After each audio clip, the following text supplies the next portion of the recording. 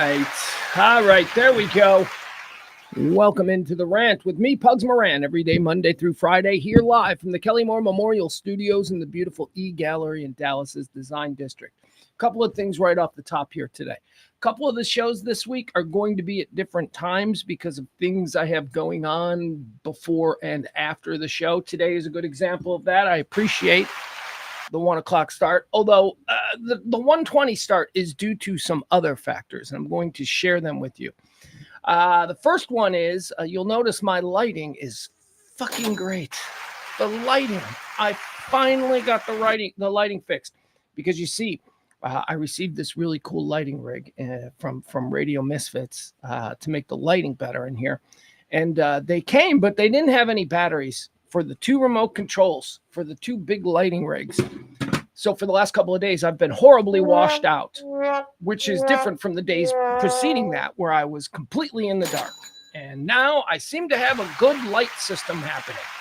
I'm comfortable with this light. Now, you may also be noticing that I've got a different background. That's right. I've gone back to the big framed wooden flag. Why? Well, because there's something wrong with my personal YouTube channel. Not the Pugs and Company channel, okay? Pugs and Company is what you watch this on YouTube. Maybe. I'll get to that in a minute. My personal YouTube channel that I use for all my surfing and stuff, there's something wrong with it. Like I'll put my flag background up and 2 minutes later, it'll just switch to something else. And I don't understand it. So I'm now bootlegging. I'm using my son's YouTube channel. My son's YouTube channel seems to be working, as that flag has now been posted for a good 5 minutes without switching over. In the moments preceding that, every like 2 minutes, it would change. And I'm like, fuck. And I don't know if you folks know how I deal with these micro inconveniences, but I tend to treat micro inconveniences like they're massive inconveniences. I'm a little volatile. And then my other TV that shows the news is having terrible connection issues. We've been having some internet trouble here the last couple of days. Friday's show was cut short because the internet went completely out for like 2 hours. I was like, ugh, I don't want to do this. So now let me address another issue. Hi, Mike. Mike's in the chat room. Al's in the chat room. Cece's in the chat room. Peter's in the chat room. Sports Browser in the chat room. I don't know who else is in the chat room because I honestly don't know who's able to consume this show. I have no idea what is going on with YouTube. But I get a call over the weekend from my mom. My mom is telling me that she has not been able to see a show on YouTube in 5 days. And maybe that's 3. I don't know. We tend to we're hyperbolic. But anyway, so I had to go and look this up because I'm like, yeah, I know YouTube, the Pugs and Company page on YouTube is stupid. Like there's no rhyme or reason to it. Like if you go to the Pugs and Company page on YouTube, it's like the latest video is like from 3 years ago. What the fuck? I don't understand it. And so my mom's got a problem. But then I go to my own YouTube page, the Pugs and Company page. I access it as an admin of that page. And I look at it and I'm like, what the fuck is going on here? Like the first one, they're like latest 8/27/2024. I'm like, why? I have no idea why. I have no idea. Tell me if you are watching on YouTube what you are seeing, if anything. I don't understand why YouTube is not. Let me see if I can go to YouTube. Let me see. All right, let me see. Is there anything showing right now on YouTube for me? Yeah, there it is.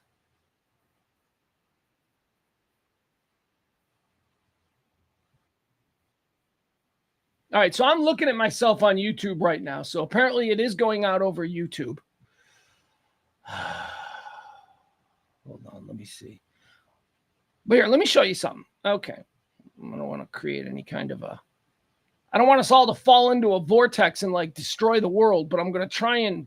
All right, so here, now I'm sharing. All right, so this is the Pugs and Company page. All right, let's go to it. All right, let me show you what I'm looking at. All right. So when I go to the Pugs and Company page, here we go. This one is, all right, that's what's happening right now. That's live. So that's showing right now. But now you go down here to 4U, 4/7. That's great. But what's this? 8/27.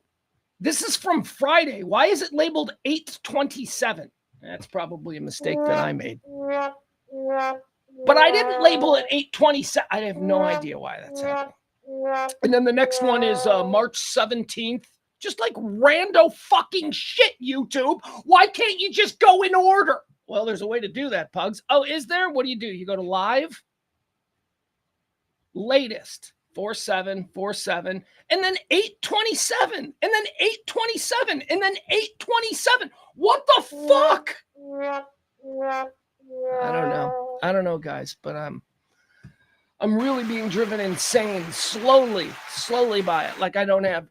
Hold on. Barney says, I'm here, but this isn't where I was waiting to see a show. What the fuck does that even mean, Barney? I'm not mad at you, Barney. I'm like, what the fuck? I don't even know what that means.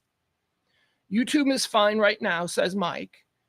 Jeff says, I'm watching on YouTube 99% of the time. I get notifications. Peter says, I can't get show to start. Well, what do you mean you can't get the show to start? The show is starting. You're either watching it or you're not. What do you mean you can't get the show? I don't know what this shit means. Can't get the show to start, says Peter. All right. Well, you know what? I don't care. I live in a delusional world anyway. Ben is here. Ben's new. Ben says, hey, Ben, how are you watching YouTube? Because apparently YouTube doesn't work great. Why am I not on Rumble? I swear to God, I swear enough that I should be on Rumble. I don't know anything about it. How was your weekend? You guys have a good weekend? YouTube is froze on Facebook. YouTube is froze. I'm on Facebook now. I don't know if Facebook's any better. Facebook should be the thing that I focus on. Because those people are a bunch of crazy monkeys and they'll watch anything. But I don't know why. I don't know what I'm doing. Peter says, YouTube completely froze. Chat is working. There's no video. Hold on. Let me go to YouTube. Now let me see. All right, is YouTube. Yeah, I don't know. It says waiting for Pugs and Company. April 7th.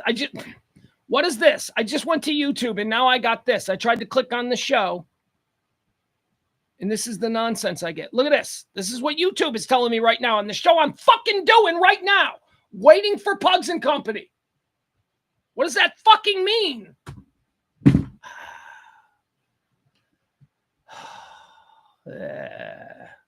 See that? Waiting. Apparently we're just waiting for me to start, which I've already done. I don't know what any of this shit means. Why? All right. Here we go. Let's try it this way. Let's just go to home. See this one. This is what I was watching before. And there I am live. All right.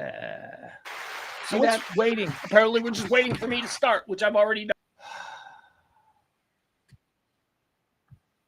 I don't know what it means, guys. I don't know if I should just continue on, just start going and not worry about it and just fucking trudge ahead, bury my head in the goddamn sand. Seth says YouTube is working for him. Mike says YouTube is still fine for me. All right. I guess it's just a lot of this might be your individual connections. Ugh, I just don't understand it. I wish after 3 years I understood it more, but there is no. Oh, I can lie about it though. Like if you sit me in a room and you're like, I'm interested in advertising. Oh, I'll tell. You'll think that I know exactly what I'm doing, but I don't. I don't have a fucking clue. And you know what? Nobody does. Nobody can explain why some chick in Toronto has 50 million followers because she puts on. Nobody knows what fucking works. Apparently this doesn't. Rainy Day says, I'm on YouTube from mobile. I closed the app and restarted. Everything is good. But why did you have to close the app? That's what I don't get. Why was there a problem?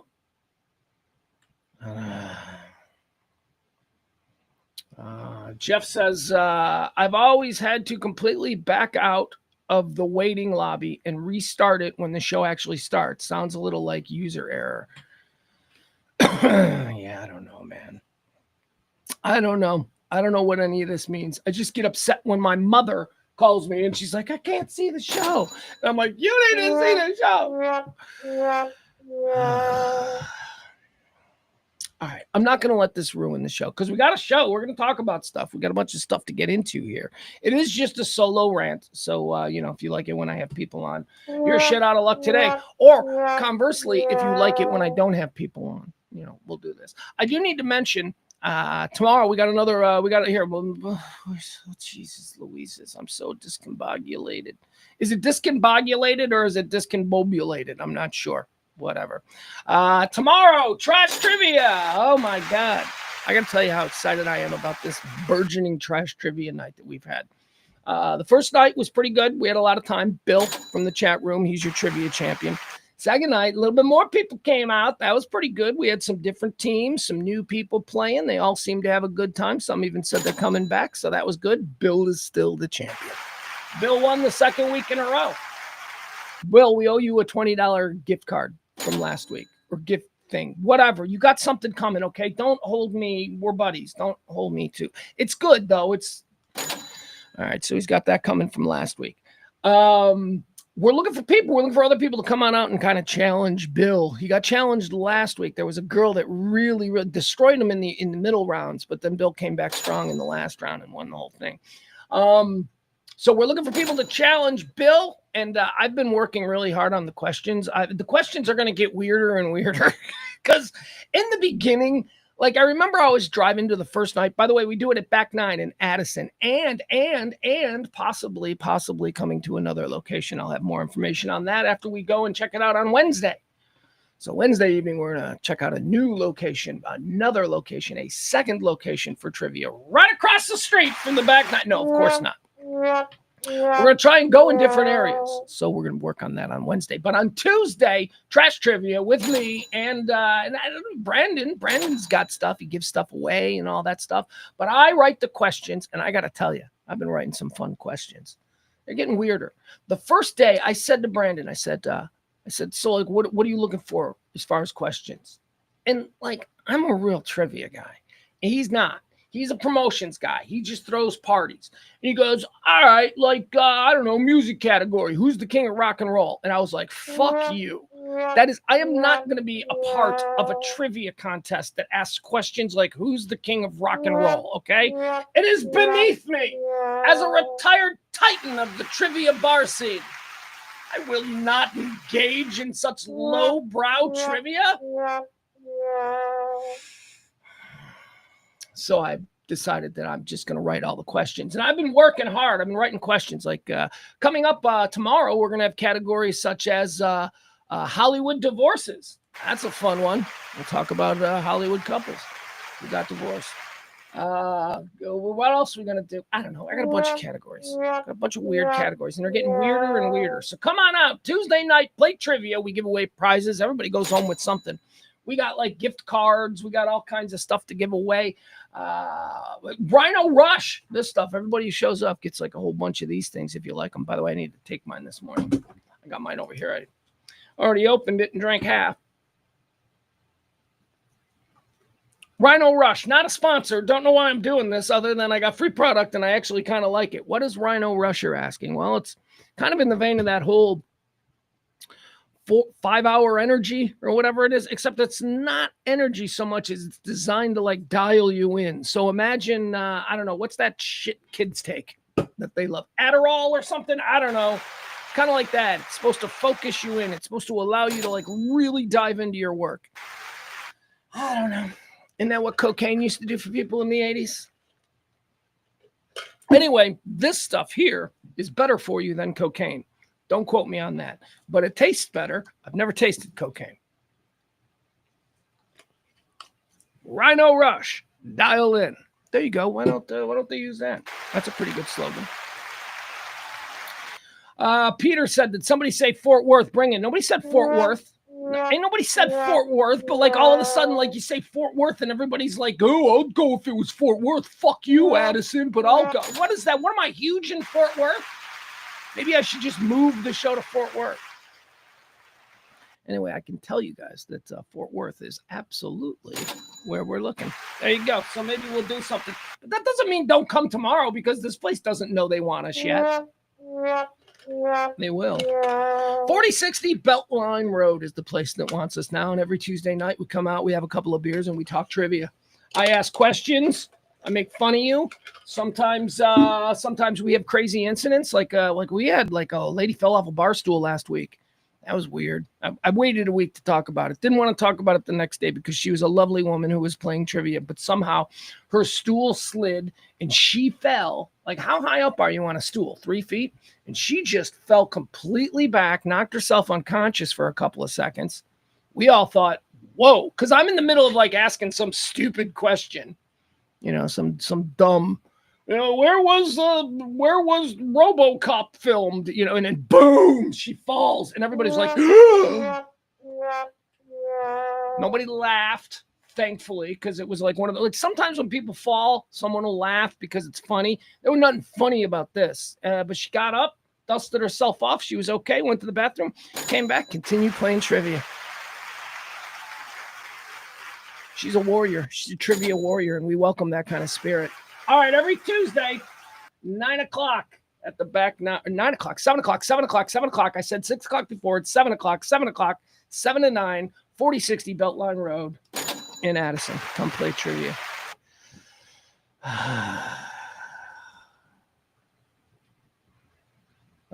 Let's see here. Yeah.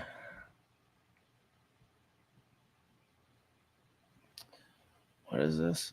What is Peter talking shit about? Peter says, it's just like you never wanting to drive to Fort Worth. Have same aversion for driving to Addison. What do you mean I never want to drive to Fort Worth? Well, I don't. That's true. I don't know that I've said that. I do not like driving to Fort Worth. The great crutch of the Metroplex here is that there is not a really convenient mass transit system. There was a mass transit system that went from downtown Dallas, which is a mere blocks from where I live. There was a transit system that went from downtown Dallas to Arlington and then on to Fort Worth. My God, that's why the bleachers at Wrigley Field are filled every day with people from Northwest Indiana, because of an infrastructure like that. You get on a train, boop, no traffic, no nothing, drops you off right there at Wrigley Field. All right, that's what we need. I don't like driving to Fort Worth. It seems unnecessarily far, although not quite as far as you think. Like, I always think, got to drive to Fort Worth, pack a lunch. But that's not true. It's only like a half hour, 40 minutes. It's not that bad. And I don't know why I think it's so big. It's not. Anyway, we are making an attempt to get out to Fort Worth. I would love to live in Fort Worth. I'd love to live in downtown Fort Worth. I'd love Fort Worth. Fort Worth is the best kept secret of the Metroplex. I will continue to say that. It is so awesome. Like, I would love to live in like one of those downtown high rises in Fort Worth where you just have this flat view of everything. You can probably see tornadoes coming from like 50 miles away. Frankie's in the chat room. Frankie says Dallas and Fort Worth are far away from each other, but close to Arlington and Dallas-Fort Worth Airport. There's Frankie. Here's what I love about Frankie. Frankie states the obvious in such a confident and, I don't know how to say it, manner, that it's almost like you wonder if Frank thinks he's the first person to make this observation. Yes, Dallas-Fort Worth. The airport's in the middle, and Arlington is also in the middle. Let's see here. Seth loves Fort Worth. I love Fort Worth. I love that neighborhood by the Colonial. I love the zoo. I love the stockyards. I love the downtown, but I don't know. Like, what would Fort Worth be like on a Wednesday afternoon in April? Well, what's today? Today's Monday. Why didn't I just randomly say a Monday in April? I don't know why I tried to get tricky. Like, is it boring? Like, is there, I don't know. I don't need excitement. I'm old. I like Fort Worth. I'll just leave it at that. I would live in Fort Worth. The problem with living in Fort Worth, though, is that I like to do a lot of things in Dallas. So if I lived in Fort Worth, then I'd be just on the other end of it. I don't want to drive to Dallas. And my kid lives in Plano. So let's be honest, Fort Worth is probably not an option. All right, let's get started. Welcome into the Rant. I am Pugs Moran. These are the Kelly Moore Memorial Studios. We do this show every day, Monday through Friday, around about noonish, although this week we are going to have some adjusted times later in the afternoon just because of some some things I got to do. Here's what the show is. It's a stream of consciousness rant. It's me talking to you, the fine denzians of the chat room. I'm going to give you everything that you need to know about today. It's a stream of consciousness. So whatever is next on my head, I'm going to blurt that out. Okay. We're going to run the show in 4 quarters. 4 quarters are 4 different segments.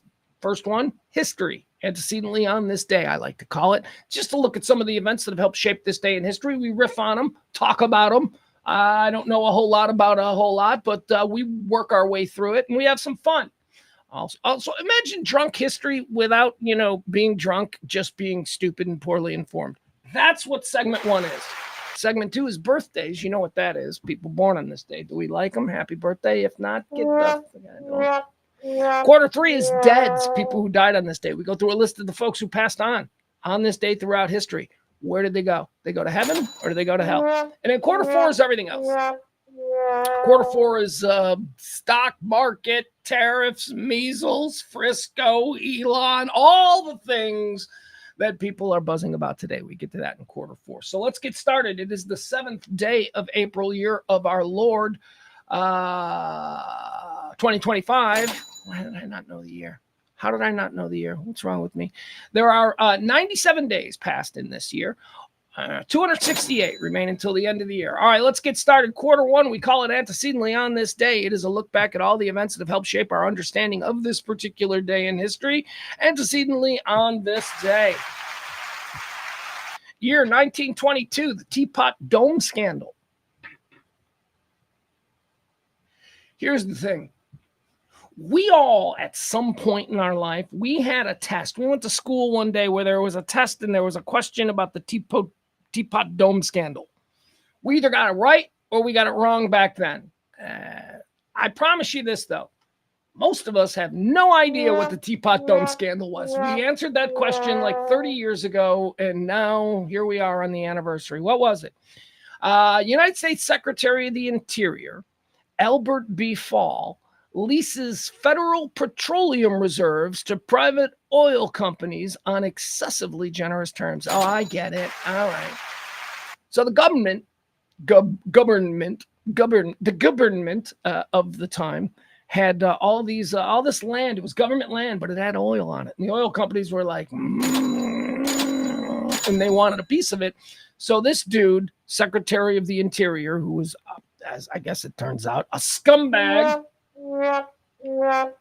he sold it to him and made a profit, I guess. I don't know. I probably got that question wrong. Antecedently on this day in the year 1927, AT&T engineer Herbert Ives transmits the first long-distance public television broadcast.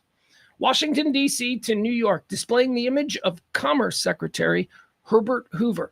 On this day in 1927, the first television signal was sent, and it featured Herbert Hoover, the pride. Wait, Herbert Hoover. I was gonna say Herbert Hoover, Commerce Secretary. Oh, he'd be president. Boy, do we could use a man like Herbert Hoover again. All right, there you go. Herbert Hoover. He was Commerce Secretary at the time. He was president. Trivia! That's a trivia question. Oh my God. What future president was the first person to appear? Trivia! You watch this show, you'll get that one right. There you go. Tomorrow night, back 9. That's a good one. That's trivia. Oh, got to remember it. All right. Antecedently on this day in the year 1933, prohibition in these here United States is repealed for beer of no more than 3.2% alcohol by weight. 8 months before the ratification of the 21st Amendment to the United States Constitution, now celebrated as National Beer Day. Have a beer today. I had a beer over the weekend. I had a beer with my 15-year-old. We had a beer. We had to have a conversation about his attitude. We had a beer on Saturday night, and I sat there. Oh, it was awful. Oh man, I blew up at him. And here's why I blew up at him. Any of you folks who have teenagers, okay? And maybe it's different if you have girls. I don't know. But I've got a teenage boy. And it is unquestioned that we love each other, okay? And it is unquestioned that we have a really good time together. We have the same sense of humor, and, we have a really good time. But also, there's another dynamic, and that's father, teenage, son. And my son has taken to, over the last year or so, just his default setting is to mock me. His default setting, anything that I say, anything that I do, any opinion that I have, his default setting, his reflex setting is to roll his eyes and then find a way to argue with me about it. And it just, I said earlier that those who know me know that I tend to overreact to micro irritations. Well, my son knows that. And I'll tell you, we were driving and I laid into him. I said, you know what? Here's what it was over. Okay. We were driving to get him lunch. Right? We're going through a drive-thru. And I'm like, we're going to order on the app. Right. So we pull into the parking lot of the place and I still haven't got his order right. And there's something wrong with the app. So already I'm irritated. You've seen how I react to technical malfunctions. So I'm already irritated. So then I say to him, look, forget about it. We're not going to order on the app. I'll just go through the drive-thru. What do you want? And I have to write down what he wants, even when he's right next to me. Okay? Because he's one of these people who has really complicated fast food orders and everything needs to be perfect. Ugh. And he doesn't do the ordering through the drive-thru well. Like he's one of these guys who, like, when you get to the drive-thru, he's like, let me see what they got. And there's cars behind us. And I'm like, no, you know what you want before. What the fuck, man? Let me see what they got. So anyway, so we abandon the app issue. And I go and I open up my phone. I go, just tell me what you want. And I start writing. He's like, I want green peppers. I want, he's this crazy order. But I'm not using my notepad. Instead, I just opened a random Google Drive page and I'm just furiously writing his order. And I look out the corner of my eye and he's staring at me and he rolls his eyes and he goes, why aren't you using your page? Oh, that set me off. The app isn't working. There's people trying to get in line behind us. He's got some bullshit complicated order. And I just said, what the fuck is wrong with you? And we just turned around and we left. We ended up going to a different place for lunch, but I had to be very performative in that moment where it's like, you ain't getting anything. Oh, and I realized that, it wasn't that thing. It wasn't him critiquing me using Google Drive instead of his preferred method, which would have been to open up a notepad page. It was that was about the 15th snarky, snide, mocking comment that this kid who I know loves me and who I love back just said in like 40 minutes. And I'm just like, you know what? Fuck you, man. Fuck you. I'm a person too. Why are you so mean to me? You just make me feel bad. I didn't say that. But that's how I was feeling inside.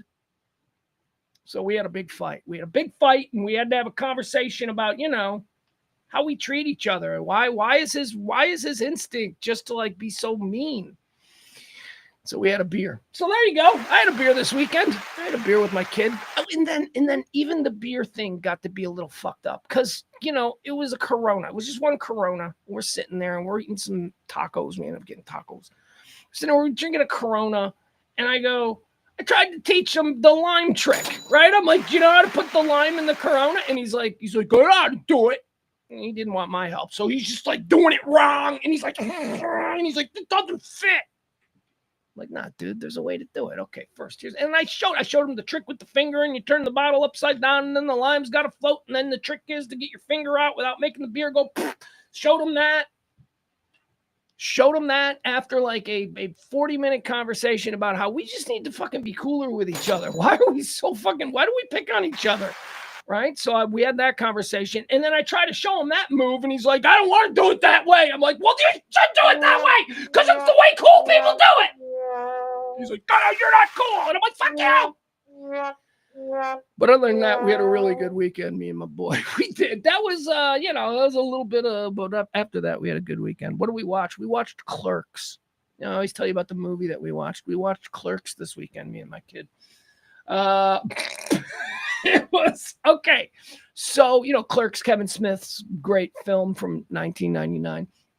So apparently Clerks and Jay and Silent Bob, those characters, they have stood the test of time. They are characters that my son's generation know about. I don't know if it's through like meme culture or whatever, but they are familiar. My son was familiar with those characters, and he understands Clerks is supposed to be a very funny movie. So when I said we're going to watch Clerks, he was like, "Oh," he was like, "I'll watch that, Dad. I've been wanting to watch that. That'll be good." And I'm like, "Awesome." Then I dropped a bomb on him. Then I said, "Son, you do realize that this film was made in the late 90s, right?" He's like, "Yeah, I know it was made in the late 90s." And I go, "Son, you do realize you're going to spend 2 hours watching a black and white film." He's like, "What?" I go, "Yes, it was an artistic choice. Kevin Smith, because he had a very low budget, decided that he would film this dialogue-driven film about aimless 20-somethings. He decided that he would film it in an auteur style of black and white." And my son was like, "Fuck that, Dad. I ain't watching." He finally came around to it. He was like, "Fine, whatever." That's exactly what he said, too. He was like, "Fine, whatever. I'll just deal with it." Like the idea of him having to watch a black and white film was something he was mentally preparing himself to deal with. "I'll deal with it, whatever." And we enjoyed it. He enjoyed it. We liked that movie. It was a little more vulgar than I seem to remember. All right, let's get back into antecedently on this day. That was my weekend. I hope yours was good too. Prohibition ended on this day in 1933. On this day, antecedently in the year 1943, the National Football League makes helmets mandatory. The league had been around for 22 years. The league, 23 if you count the 1920 start. So 1920, so 23 years they were playing football at the professional level before somebody said, "Hey, maybe we ought to protect our heads. Maybe helmets might be a thing." That was on this day in 1943. On this day in 1969, the internet's symbolic birthday. Happy birthday, internet, symbolically. Wow. I don't know, a couple of days ago, didn't we say that this was the day that Berners-Lee filed something? But whatever, they say this day in 1969. This is the birthday of the internet. Put a pin on that. Has anything born on this day had more of an influence on humanity than the internet? I'm asking you this question. It's not necessarily rhetorical, but I want you to remember I asked that question, okay? Has anything in the history of humanity had more of an influence on people, on us, as much as the internet, which is symbolically, it's given this day as its birthday in 1969. Remember, I asked that question. Antecedently on this day in 1994, Auburn Calloway attempts to destroy Federal Express Flight 705 in order to allow his family to benefit from his life insurance policy. Now, I don't remember this story, but I read into it. And wow, this guy was stupid. All right, so Auburn Calloway was a dude who worked for FedEx. He was like, I don't know, he worked on the planes or something like that. And he was able to fly on jump seats, when they got a flight somewhere. So Auburn Calloway decided that he was going to get a jump seat ride and then force the plane to crash so that his family could then get the, workman's benefits or whatever the hell it was. So he got on the plane and he had a bag filled with hammers and some other things. And that was his big plan.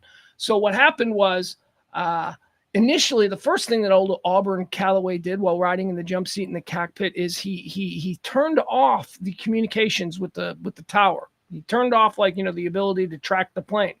But unfortunately for him, one of the pilots immediately noticed that it was turned off and just turned it back on and thought that he had forgotten to turn it on in the first place. But anyway, it was back on. So that was the first thing he tried to do that they thought was weird. Then in the plane gets up to 30,000 feet cruising altitude and he reaches into his bag and he starts attacking the pilots with hammers. Here's the problem.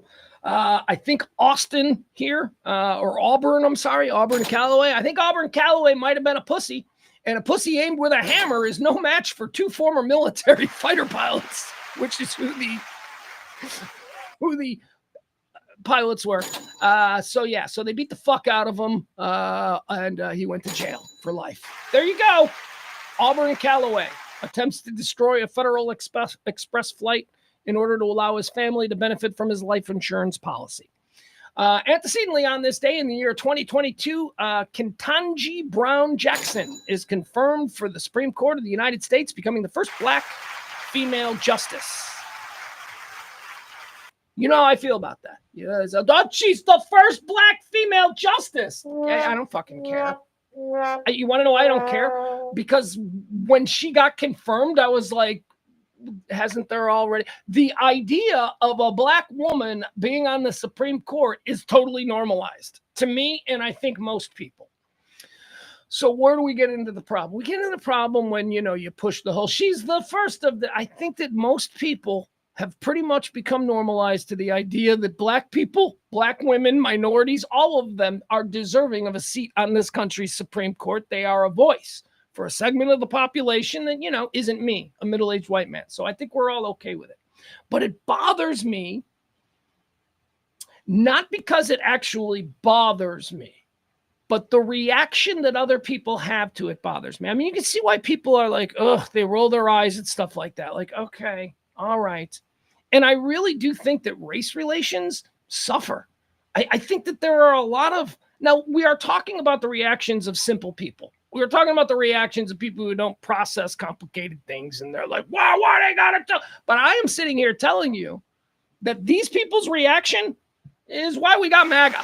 It's why we got MAGA. All of this stuff.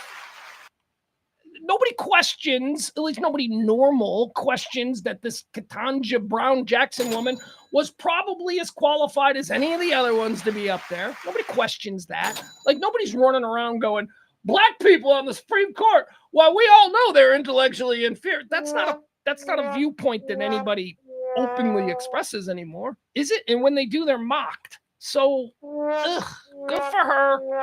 But honestly, I'm surprised that she's the first black female justice, and I assume she's the first of many.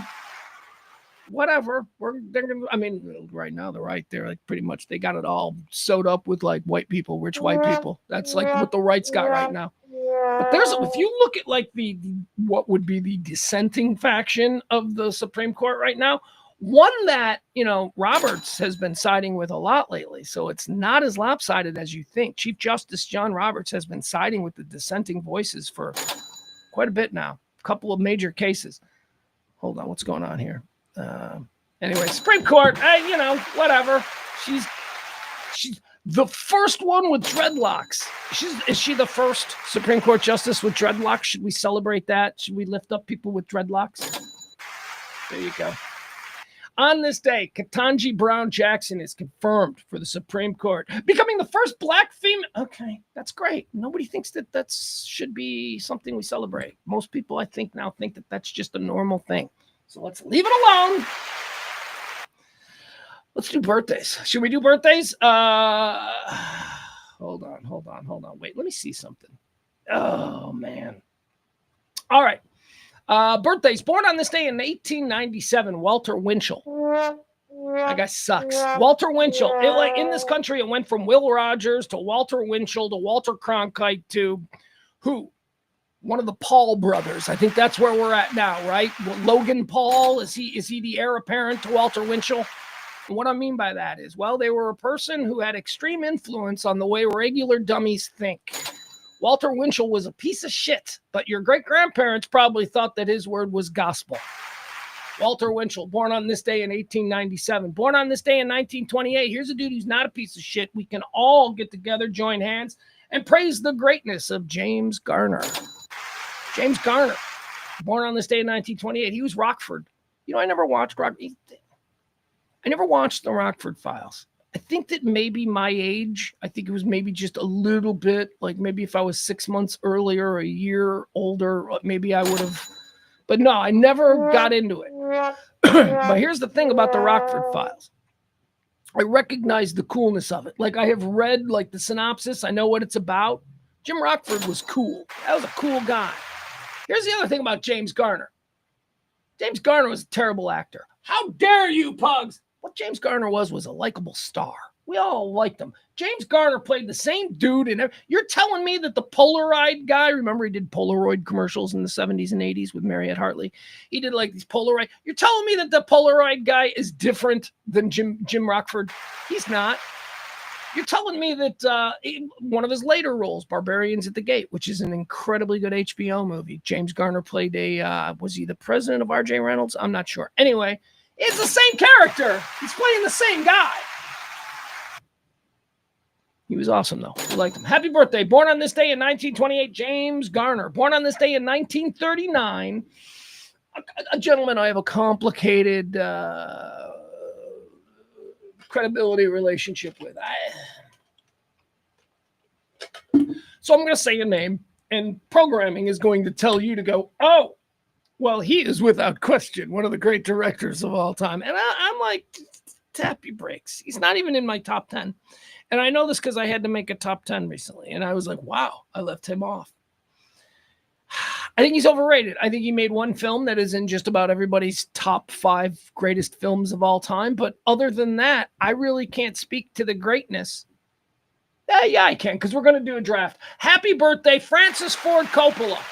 Francis Ford Coppola, overrated filmmaker. He's a good filmmaker, but there have been a lot of good filmmakers. He's a good filmmaker. He isn't as good as Tarantino. He isn't as good as Kubrick. He isn't as good as Scorsese, even though for years they were like, Scorsese and Coppola. I'm like, no, not really. Francis Ford Coppola, I tried to watch his latest film, that Megapolis that he put out last year. He spent like $200 million of his own money, and it like completely tanked. I tried to watch that. I watched like 15 minutes of it, and I went, this is fucking dumb. I don't like this movie. But people will tell you. He's one of the greats of all time. He ain't better than Hitchcock. So come on, let's make our list. There's no way that this guy legitimately makes a top 10 list. Hell, there are 5 people currently making films, and I suppose we could call him someone currently making films because he just made Megapolis. But there are 5 people who are like 40 years younger than him who make my list before he does. He ain't better than Wes Anderson or Paul Thomas Anderson or Richard Linklater. He's not. He's Francis Ford Coppola. Okay, so let's do a Francis Ford Coppola film draft. He is still great. But there have been a lot of great directors. Number 1 off the board, it's a no-brainer, The Godfather. How do you not take The Godfather? Number 1, it's the greatest thing he's ever done. It is arguably one of the greatest films ever made. And so for that, the programming began. He's the greatest. But let's delve further, shall we? Pick number 2 in the Francis Ford Coppola draft. My second favorite Francis Ford Coppola film, a movie almost nobody has ever seen, Tucker, The Man and His Dream. Starred Jeff Bridges. He played Preston Tucker, who was a car designer who tried to revolutionize car manufacturing in the 1950s, but the government took a big shit on him and drove him out of business because the government was getting paid off by General Motors, who didn't want this guy to introduce a new supercar in the 1950s. Great film, Francis Ford Coppola, Tucker, The Man and His Dream. Number 3, just talked about this a couple of weeks ago. This is a great movie. I love this movie. And it's, was it number 1? No, I think, was Hoosiers number 1 in my Gene Hackman draft? I'm not sure. The Conversation. Francis Ford Coppola and Gene Hackman's The Conversation is number 3 in my Francis Ford Coppola draft. Number 4, and like, these are not great. These are not great movies, but they're movies that I enjoyed. Okay. But Francis Ford Coppola's filmography is just littered with just movies you enjoyed, not great movies. Martin Scorsese's filmography is just littered with great films. Same with Tarantino, same with Kubrick. Number 4 on my Francis Ford Coppola list, I'm going with The Outsiders. The Outsiders. I'm Gen X. It's a very Gen X coming-of-age teen story, The Outsiders. Number 5, the final one on my Francis Ford Coppola filmography draft is again, this is not a great film. It's a good movie. I really enjoy it. Peggy Sue Got Married. There you go. That's my Francis Ford Coppola draft, and I'm sorry to say that does not stand up. It doesn't stand up against other directors. The Godfather, Tucker, The Conversation, The Outsiders, Peggy Sue Got Married. And by the way, The Godfather at number 1, I just go ahead. You want to throw Godfather 2 in there too? The Godfather saga. Okay, that's his best work. That's number 1. A couple of undrafted free agents, though, that will be getting the Francis Ford Coppola invite to training camp. They didn't get drafted, but they still are worth a look. How about Rumblefish? Rumblefish, the second S.E. Hinton novel from The Outsiders that Francis Ford Coppola directed. Rumblefish. How about Dracula? Dracula in the 90s was pretty good. It was a little long and a little self-indulgent, but Dracula, Francis Ford Coppola's Dracula from the 90s was pretty good. I like that. Although I got to be honest with you, because they came out at almost the same time, and I've seen neither of these films in 30 years, I don't know where Dracula ends and Interview with a Vampire begins. They're like both the same movie to me. Like, who was in Gary?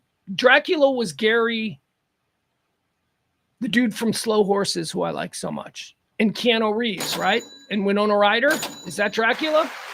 In An Interview with a Vampire is Tom Cruise and Brad Pitt and some little kid. I don't know. Whatever. Dracula's going to get an invite. Cotton Club's getting an invite. And yeah, even though I said that it's a bit long, there are still enough moments in this film that it's going to get a camp invite. Francis Ford Coppola's Apocalypse Now gets a camp invite. There's a lot of really stupid and self-indulgent and arrogant filmmaking choices in Apocalypse Now, which makes it, for me, almost unwatchable at times. But then there are the moments. There are the moments in Apocalypse Now. You smell that? I love the smell of napalm in the morning. Robert Duvall. Very cool. All right, there you have it. Francis Ford Coppola, born on this day in 1939. Great film director, but I think is widely overrated. Born on this day in 1939. Is that the same? Yeah, look at that. Same umbilical cousins. This guy, I love this guy. I love what this guy was able to do. The American public have really no idea what this guy was able to do. Born on this day in 1939, David Frost.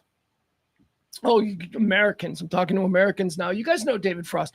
David Frost is the very proper British man who does very, very high-end foreign affairs conversations with world leaders. And famous in the 1970s, David Frost was the only guy who was able to get Richard Nixon to sit down for a very serious conversation about the presidency in America and the state of America and all of that shit. Nobody else could get that. Cronkite couldn't get that. No. David Frost did. And he came in, he's a handsome man, and he looked very serious, and he had a shirt and tie and suit, and he had the British accent, which the American people, they heard that, and they just thought, oh, he's obviously very smart and very serious, because we're a bunch of fucking morons, okay? So David Frost came over here and he became this like very serious and very respected person. He was a comedian. He's fucking Jon Stewart, basically. He's less than Jon Stewart. David Frost in England was a comedian who did satire, but somehow he decided to reinvent himself and he came over to America and never mentioned anything about you realize there wouldn't be a Monty Python's without David Frost.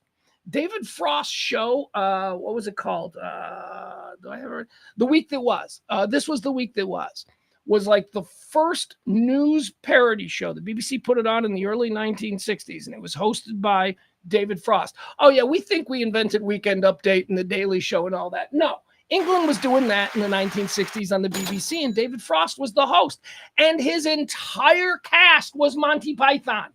It was Michael Palin, and it was John Cleese, and it was all of Monty Python. So that's where Monty Python came from. This guy, David Frost, and his comedy show. But he comes to America, and he has a British accent, and we're all like, no, he's serious. No, he's a joke. Sir David Paradine Frost, OBE, born April 7th, 1939. He died in 2013. Was an English television host, respected journalist, stand-up comedian, and comedy writer. He rose to prominence during the satire boom in the United Kingdom when he was chosen to host the satirical program That Was the Week That Was in 1962. His success on this show led to work as a host on American television, where he became known for his high-profile television interviews with senior political figures. No jokes. Like, he didn't interview them the way the Daily Show. Like, when he came to America, he became a serious... Anyway, I love what he did. He was able to reinvent because people didn't know that he wasn't a legit... And he had a British accent, and he leveraged that to big money in America. Big, serious guy. Nope. David Frost was a goof. On this day in 1948, the world welcomed John Oates. His big mustache and giant horse teeth and crazy fro. John Oates. Hall & Oates. Had a cool Hall & Oates moment. Spotify is like just taking me into some new algorithmic nirvana space. And by not the band Nirvana, I just mean like whatever it is that Spotify, like the next song that Spotify goes to is always a banger. They figured me out. So we're driving in the car and a Hall & Oates song, Man Eater, comes on. Boom, boom, boom, boom, boom, boom, boom, boom, boom, boom, boom, boom, boom, boom. And I would have fast forward through that. I would have just been like, all right, next one. But whatever. My 15-year-old kid goes, Hall & Oates, cool. I'm like, no 15-year-old has ever said that. But I like it. John Oates, born on this day in 1948. Born on this day in 1954. Oh, we got two very cool people. Two people that I like a lot. Born on this day in 1954. Umbilical cousins. Jackie Chan. Hi-ya! Jackie Chan. We like Jackie Chan. But also, Tony Dorsett. Tony Dorsett! Dallas Cowboy legend.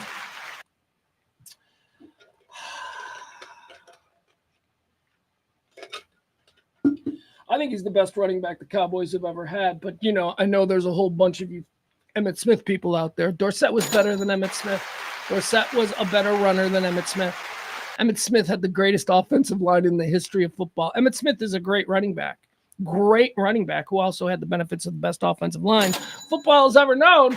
Tony Dorsett was running behind a bunch of overweight cokeheads. That was his offensive line back in the 70s and early 80s. Anyway. If I got to look back at my favorite Dallas Cowboy running backs, I'm an old head. I'm going with TD, Tony Dorsett. Born on this day in 1954. Born on this day. He's no Walter Payton, though. I was very protective of Walter Payton as a young Bears fan around 1980, 1981. He was my guy. But of all the other guys that people were like, no, Earl Campbell's better than Walter. No, Billy Sims is better than, all of that bullshit we heard. No, Franco is better. Okay, whatever.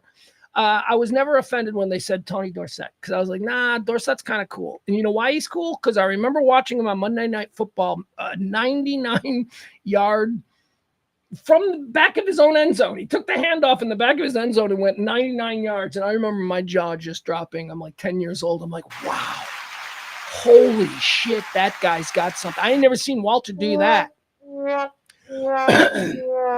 Walter's still better, don't get me wrong. But that is when I became a Tony Dorsett fan. Born on this day in 1954. Born on this day in 1964, Russell Crowe. Do we love Russell Crowe? I think I do. I think I like Russell Crowe. I think I do. All right, there you go. That's going to do it for the birthdays. Let's move on to the deads. These are the people who've died. These are the people who've died. Let's go straight off to the top. Remember I told you this is supposedly the birthday of the internet, and I asked you, I was like, yeah, if this is the birthday of the internet, has anything ever on this day had more of an impact on humanity? Well, here we go. Our first death. And I know we said this the other day, but I don't know. We'll go with them all. It was on this day in the year 30 that Jesus Christ apparently died. So I guess a couple of days ago on Friday or whatever, we said Jesus. I think maybe was that the crucifixion? Maybe that was when he was crucified and it took him a couple of days. I don't know. AD 30, Jesus Christ. And then in parentheses, possible date of crucifixion or death. Or I don't know. I don't know what it means. Anyway, right? Heaven. I mean, come on. What am I going to do? The dude's like, his dad owns the place. We're not going to say that he can't get into heaven. His dad owns the place. He's going to heaven. Jesus Christ. If in fact, what? Hell, yeah. I don't think so. I don't think I'm going to sit here on a stream and say that Jesus Christ needs no. I won't even say it. Jesus Christ goes to heaven. All right, that's no questions asked. Just move on. Then on this day in 1891, P.T. Barnum. Hell, this son of a bitch. Holy crap, sucker born every minute. He knew that. This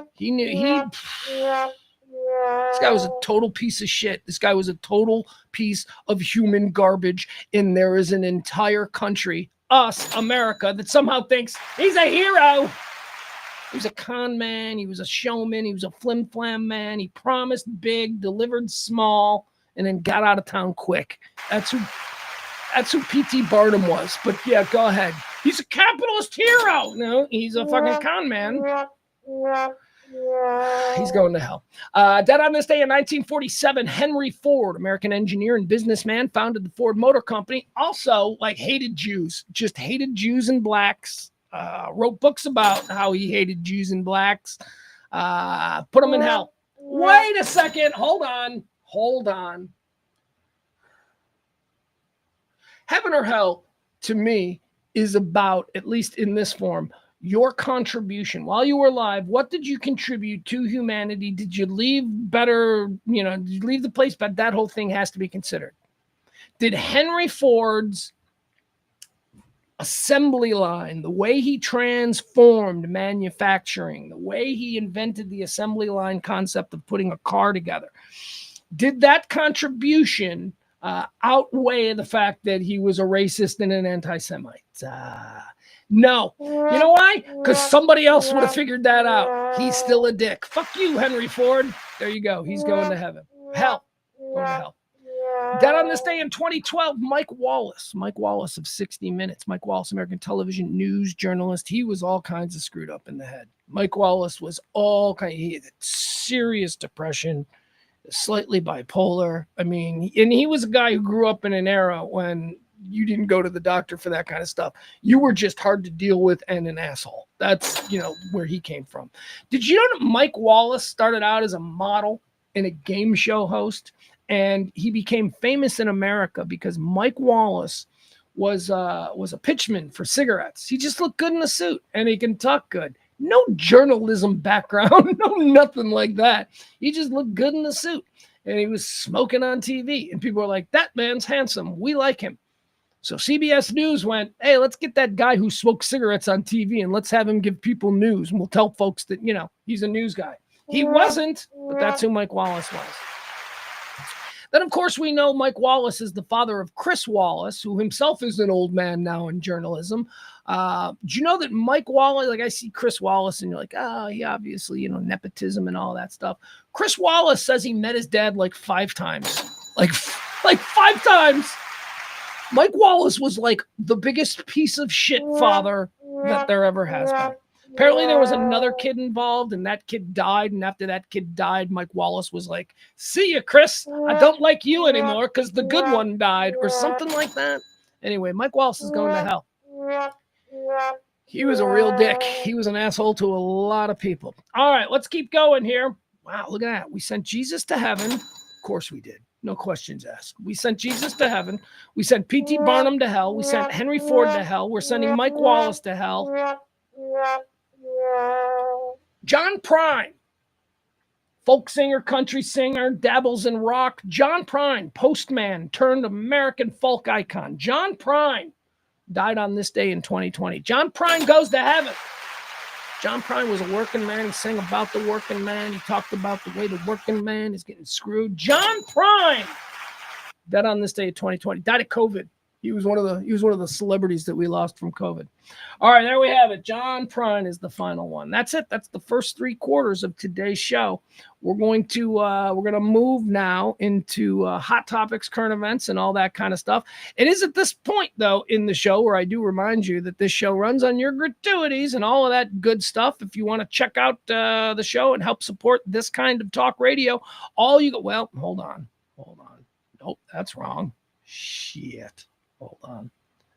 Look at that.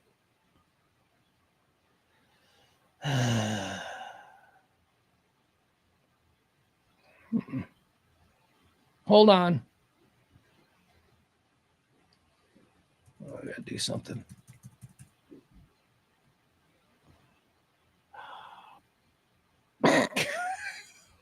Hold on. This is really pissing me off. I'm having a problem here. I'm trying to change something. Oh, for fuck's sake. Okay. Hold on.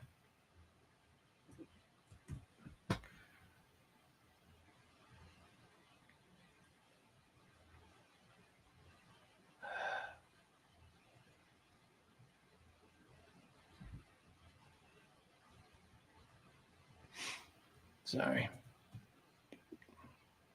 All right, sorry. I had and now I'm having a problem with the TV. Ay.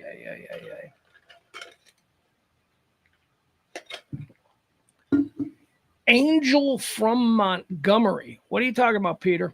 What did I just get did I just jump into a conversation?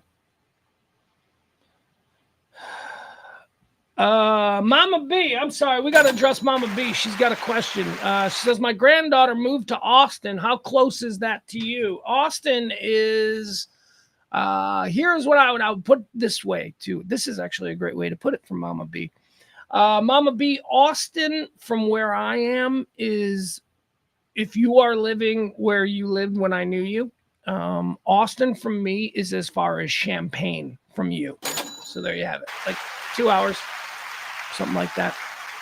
So if you were to get in your car and drive to the University of Illinois, it would take you as long as it would take me to get in my car and drive to the University of Texas. All right.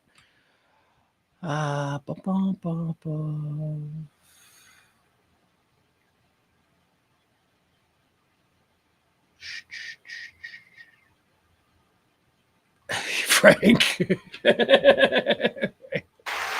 Frank Smith. Frank Smith. Remember, I told you, Frank loves to just state the obvious. He's been doing it with me for 20 years, and that's one of the reasons that I get such a kick out of him. Frank says that Callaway sounds like a jerk. He says, I can't say more due to Facebook. Callaway's the guy I told you about who tried to blow up the FedEx plane when he tried to use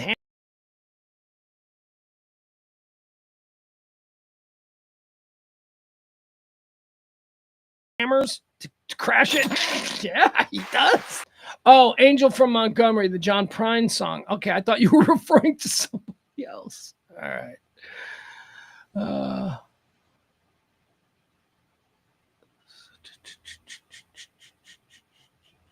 right, Barney, let's address this. I don't know what you're talking about. Barney says, isn't some little kid, in quotes, married to one of your favorite actors of the moment? Who's one of my favorite actors? Who's Walton Goggins? Sam Rockwell? Paul Rudd? Who's married to a little kid? Nobody's married to I don't like anybody who's married to a little kid. Let's get that straight. Some little kid. I think that's the reason he put it in quotes. I don't know, Barney. I don't know what you're talking about. But maybe if you were give me a little more context. Okay. So let's get moving here. Let's talk about all of the things that are happening in the world. Hold on. Let's see. Let's do what? Hey. Okay. Not terrible. Here we go. Q4. Oh, yeah. Here, I'll show you this. There you go.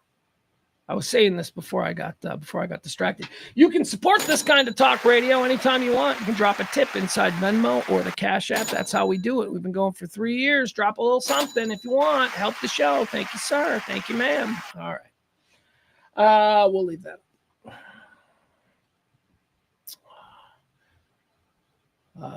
Kid from Interview with a Vampire. Who is the kid from Interview from the Vampire? All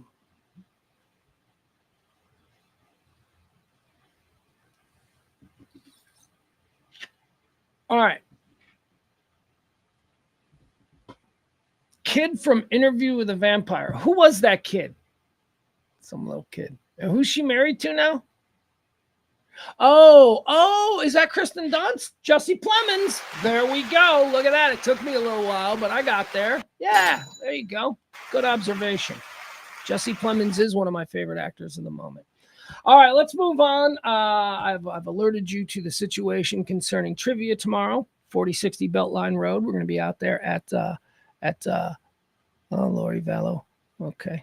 All right. And never mind, I'm being distracted. We're going to be out there at the back nine, 4060 Beltline Road in Addison. Starts at 7 o'clock. Trivia every Tuesday night. More trivia locations coming soon. Hopefully one near you. But don't let that stop you. Support the one tomorrow night, because those are the way that we get to do other ones. So big successes lead to more locations. So help us out. All right, I've told you about that, and I've told you about how you can tip and support the show if that's something that you're into. You know, maybe you're not. Maybe you're one of these people. That's fine, too. I don't care. You can do that there. All right, let's start. I'm putting all of this shit off because the first, 3 or 4 stories are things I don't really want to talk about. But, okay, let's talk about the stock market. Stock market is currently down 307, 381, 389, 404, 405, 406, 409, 419. It's going to close here in 36 minutes. The stock market is going to close. You want to talk about a crazy volatile day, man. I woke up, boom, ring the first bell. Bing, bing, bing, bing, bing. I'm watching it. It's not so bad in the beginning. Sure, we're dropping, but here's the problem. This is the Monday following a bloodbath on Thursday and Friday for the New York Stock Exchange, okay? Thursday and Friday were absolute wipeout days. Now, in the history of the New York Stock Exchange, what has typically happened over a weekend is that the primary players get together and they figure out a way to either, one, stop the bleeding when the market opens on Monday, or it's every man for himself, and that's how you get a Black Monday situation. Franklin Delano Roosevelt during the stock crash. What was it? Roosevelt? Wait, who was it that closed the banks on Monday? There was one. I don't know who it was. Anyway, it was one of the moves that was designed to sort of stabilize the market when it crashed back in the 1930s. They federally closed all of the banks on Monday so that people couldn't run to their bank and take all of their money out. They didn't want to collapse the banking system. I mean, could you imagine I don't know that we're there right now because, again, the stock market is currently cuming at 38,000, which is absurdly large. I mean, I keep going back to 2008 when it was at 18. It was at 18, and then we had the collapse, and then it went down below 10. And then people were like, now it's up to 4. It's been over 40 for months. So cumulatively, I keep telling you it's fine. Although I was telling you last week, I said, if you start to see that, I am not an economics guy. I listen to economics guys, and I have listened to the stuff that they say designed to educate dumb people like me. So here's what they're saying. They're saying it is always about the cumulative wealth of the stock market, which is fine. It's at 38,000. But I said last week, look, if in 10 days, because remember all of these stories, we have to wait for 10 days. They happen on day one, and then fast forward to 10 days later, are we still fucking obsessed with it, or have we moved on? 10 days is the litmus test, okay? Give you an example. Signalgate.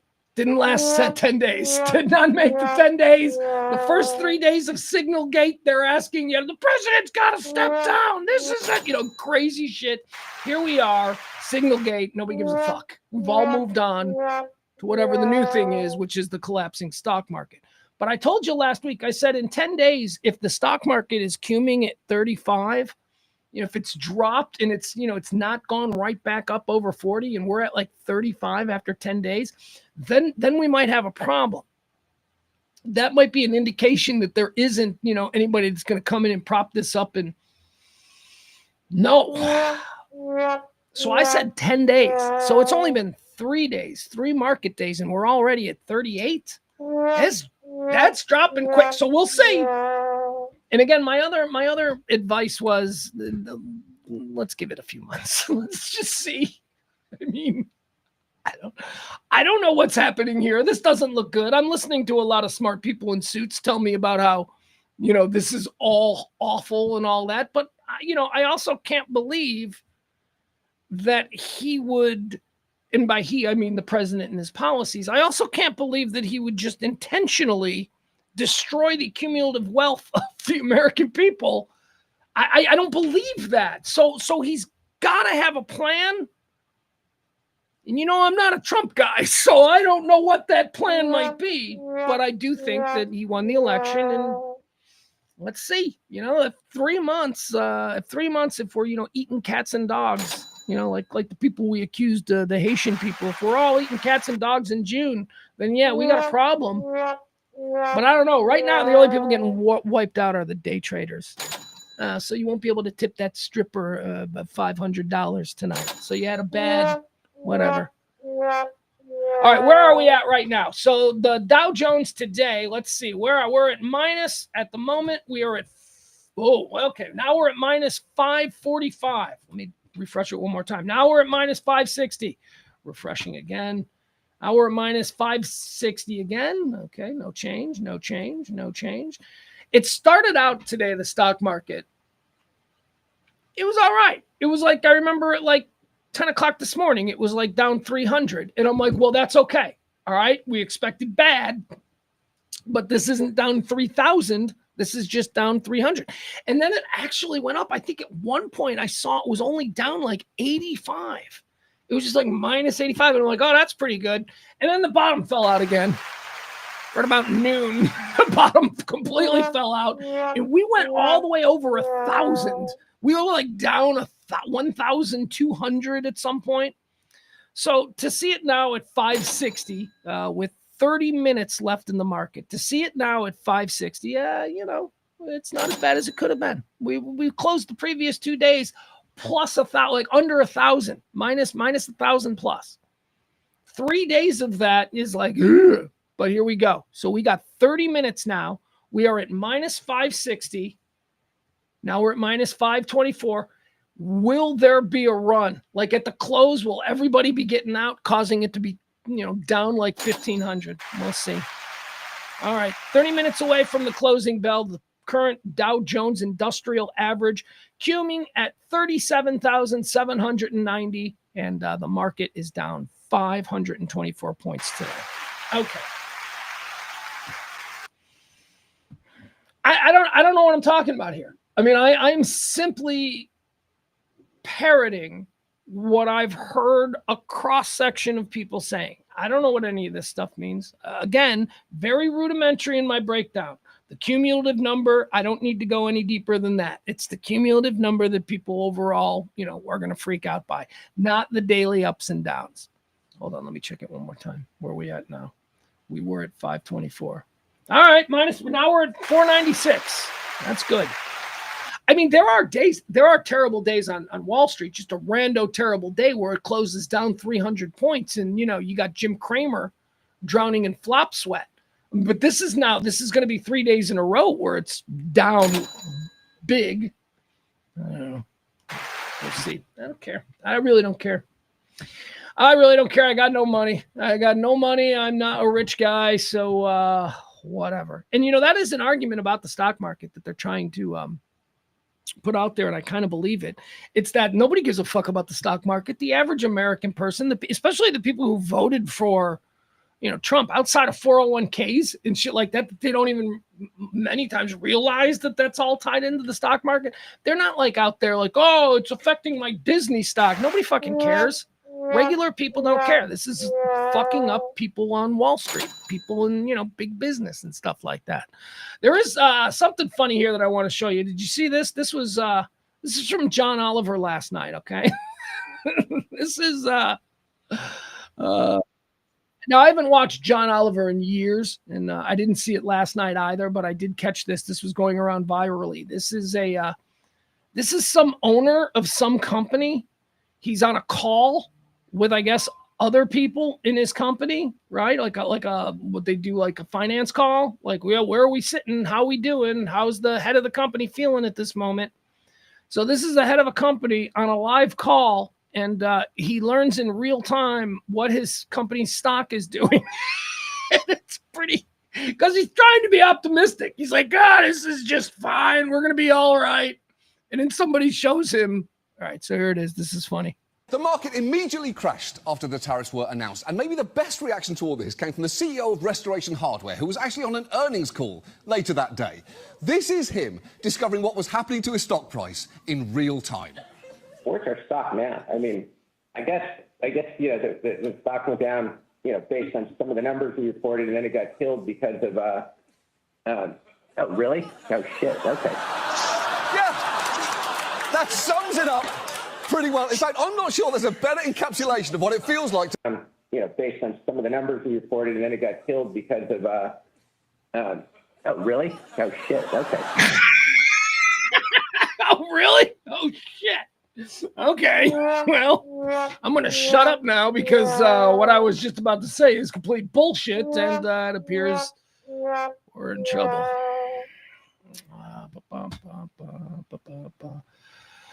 Oh, Adam, look at Adam, the head of a young family. He says, Adam says it started like 1,800 down. It then climbed back up, then fell again and climbed again. Now it's back down 500. I guess it could be worse. Ben says, I lost 150K in the last 90 days in kids. Jesus, man. Good Lord. Oh. Adam says he's lost 50K in retirement and 20K in college funds. Good thing none of that's real. Good thing it's all just part of the construct, people. It's all right. It'll be fine. It'll come back. You'll get that back. That's why you get yourself a big impenetrable box. You get yourself a shovel, you dig a hole in your backyard, and you put all your valuable shit in that hole in the backyard. That's how you survive an apocalypse. Stock market 401ks, please.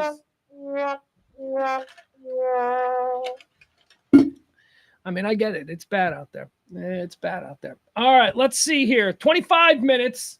Stock market is down 315. We are rallying, people. We're going to end in the positive today. We'll see.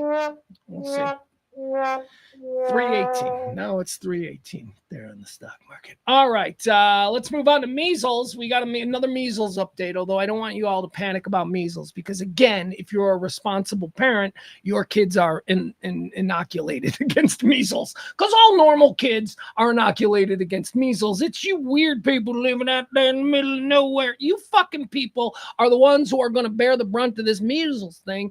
And quite frankly, it seems to have stalled out the whole now look, we've got a second child's death. Second child death there in Lubbock, Lubbock Regional Hospital. A second child, not vaccinated. Little kid, first year of school. We ain't gonna get that Dr. Fauci shot. The fucking idiots. So the kid goes to school, a beautiful little kid. Another kid coughs on him. The kid who coughed on him was probably inoculated. Another kid coughs on this kid. This kid's got no protection against measles. He's dead. He's dead now. The measles thing that they tried to scare us with about a month ago now, it never exploded. It never did. It never exploded for the same reason that I told you that measles was not going to explode, because the vast majority of us are already inoculated against them. Me, I've had chicken pox, so I'm doubly inoculated. Apparently, if you have chicken pox, it makes it like far less likely that your system could ever produce the measles thing. So chicken pox and, got my measles vaccine inoculations, whatever. Did I get them every day, or is that the kind of thing you got like every couple of years in school? Whatever. I ain't getting the measles. Neither are you. The only people who are getting measles are the absolute fucking... Could you imagine not getting your child inoculated? I'm sorry. I'm going to move on from this because I know that this is a touchy issue, but the only kids that are dead are the two dead kids of parents who are like, we don't trust the goddamn Fauci. Shut up. Your kids are dead because of you, because of the decisions that you made. And there is no excuse for that, stupid. I hope that there's a wife of a dead kid looking at her husband in his fucking red hat going, the fuck did you do? I don't believe any of this shit. But, you just fucking convinced me, and now our kid is dead. Ugh. Stupid people. Stupid people. What happens when we stop believing in institutions? Because you don't trust anybody and everybody's trying. Yeah, there's a lot of people that are out there trying to get one over on you. But we got to trust in institutions, man. The main institution is democracy. That is the thing that holds this all together. And if we're not going to believe in democracy, then why the fuck would we believe in doctors? And why the fuck would we believe in judges? And why the fuck would we believe in everything? Let's get our pitchforks and our tiki torches and let's burn it all down. Because is that where we're going? We're just a bunch of anarchists now with dead kids dying of a disease that was eradicated 50 years ago?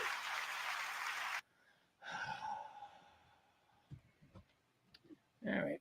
I'm good. Are you good? Let's keep going. Measles, death number 2. Apparently, there's only like 240 cases. It's been a month.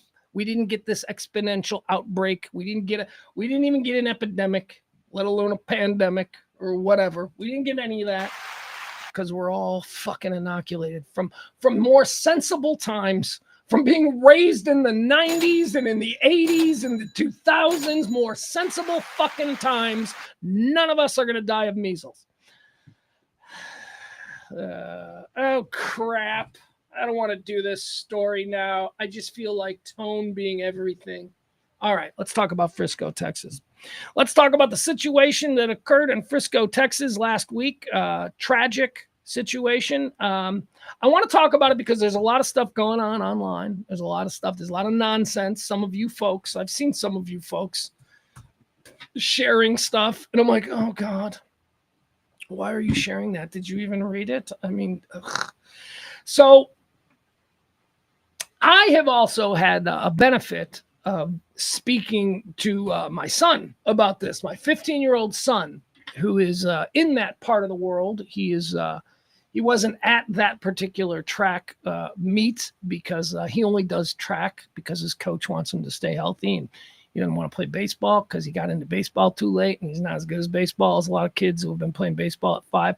So he decided my big kid was just going to throw shot put, and so he's on the track team at his school. This incident occurred at Kuykendall Stadium, and it was a regional champions thing. My kid's not involved in that. My kid barely shows up for track practice. Anyway, my kid knows all these people. My kid knows the kid that was dead, not like personally, but like, through reputation, because they all play in the same district area and all that kind of stuff. So my kid was just telling me some stuff. I'm like, what's your friend group saying about this? Because the situation that occurred in Frisco is something that a lot of teenage kids, especially athletes and stuff, are talking about. It's like, hey, did you, it's a thing that's now on their radar, which never should be, but it is, that you could get stabbed in the chest during picture taking moments for some regional track meet. So I got a bit of an understanding of both of these people. Now, this is based on teenage rumors, but look, what do you want? You're spreading bullshit based on internet rumors. I mean, at least I'm talking to people who kind of have an idea of what this situation is. So what happened? A kid got stabbed in the heart at a regional track championship, which I don't understand why they're holding these on at 10 o'clock on a Thursday. These kids should be in school. Nobody's in fucking school anymore. But whatever, this kind of thing that needs to be done at 4 o'clock in the afternoon on a Wednesday. But then, no, stop it. But then we got to pay the teachers. Oh, fuck you. These kids should be in math class. Instead, they're out there in the bleachers throwing fucking shot puts and running 40s. Just seems dumb, but whatever. Okay, so they have this track meet at 10 o'clock on a school day. And apparently all of the different teams from the different schools were gathering in one place. Now, I'd heard that this was in anticipation of a big group photo, but this was not in the moment of the photo. This was like, all right, everybody gather together. So people were getting together. All right, let's just call it black kid, white kid. All right, because these names, so white kid is a twin. White kid and black kid get into it. Black kid pulls a knife out of a bag and stabs white kid in the heart, and then black kid runs away. All right. That's what we knew as of Thursday. Then we, as is the case, we start to hear the stories, dad, we all saw the dad of the white kid. How sad. I mean, I don't know how the dad mustered the composure to stand there on his front lawn talking to reporter after reporter, because he talked to a whole bunch of reporters. I don't know how he did that. I couldn't have done that 5 hours after my kid was I'm sorry. And you wouldn't have wanted me to, because I would say things that, especially in the moment, being so angry.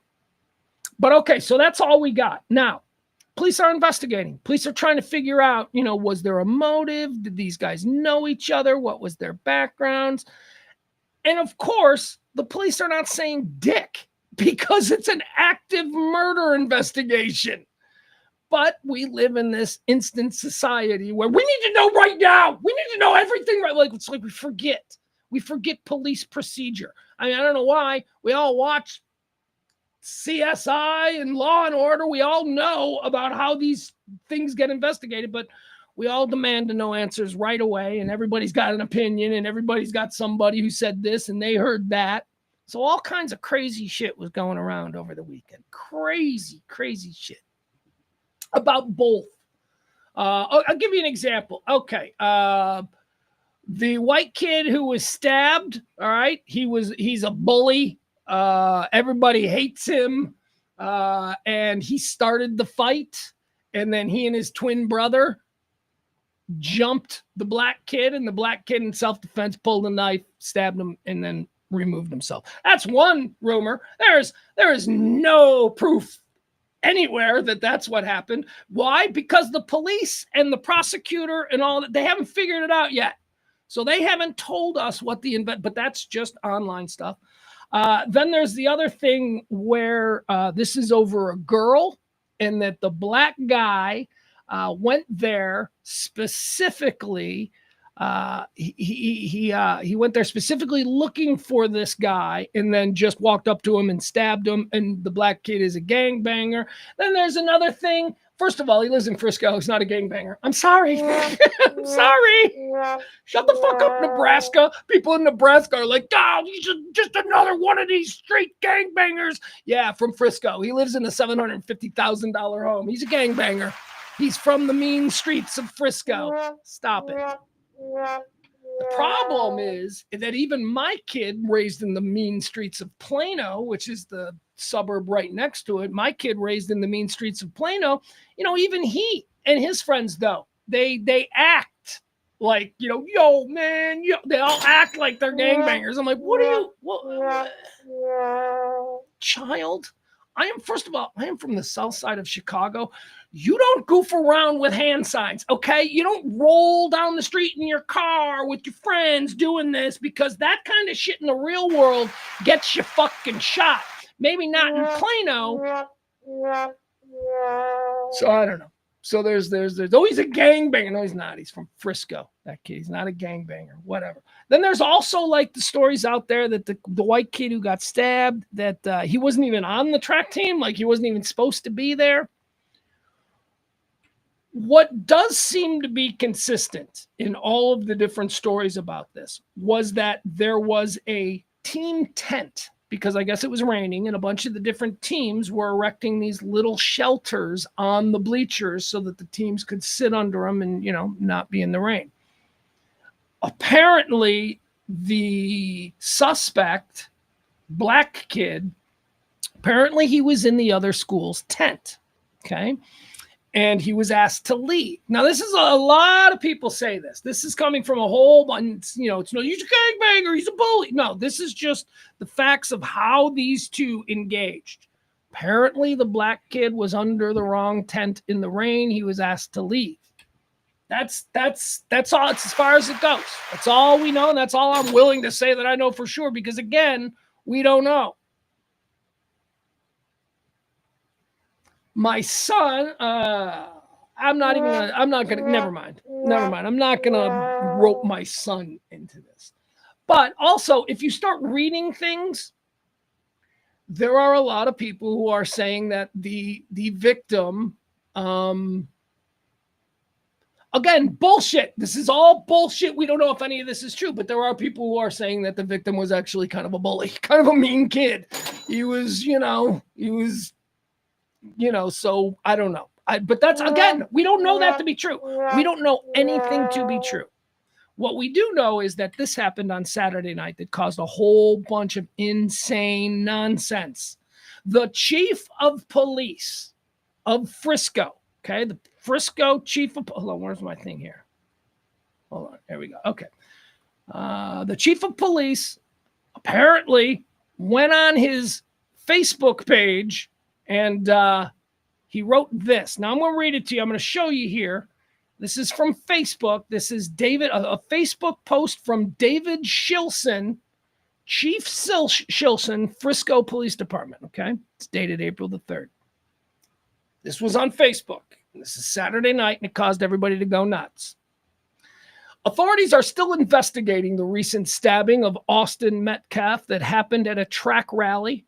However, it has come to our attention that a number of far-right bloggers have been spreading misinformation on social media about the incident or intentionally omitting the details and circumstances that resulted in the stabbing.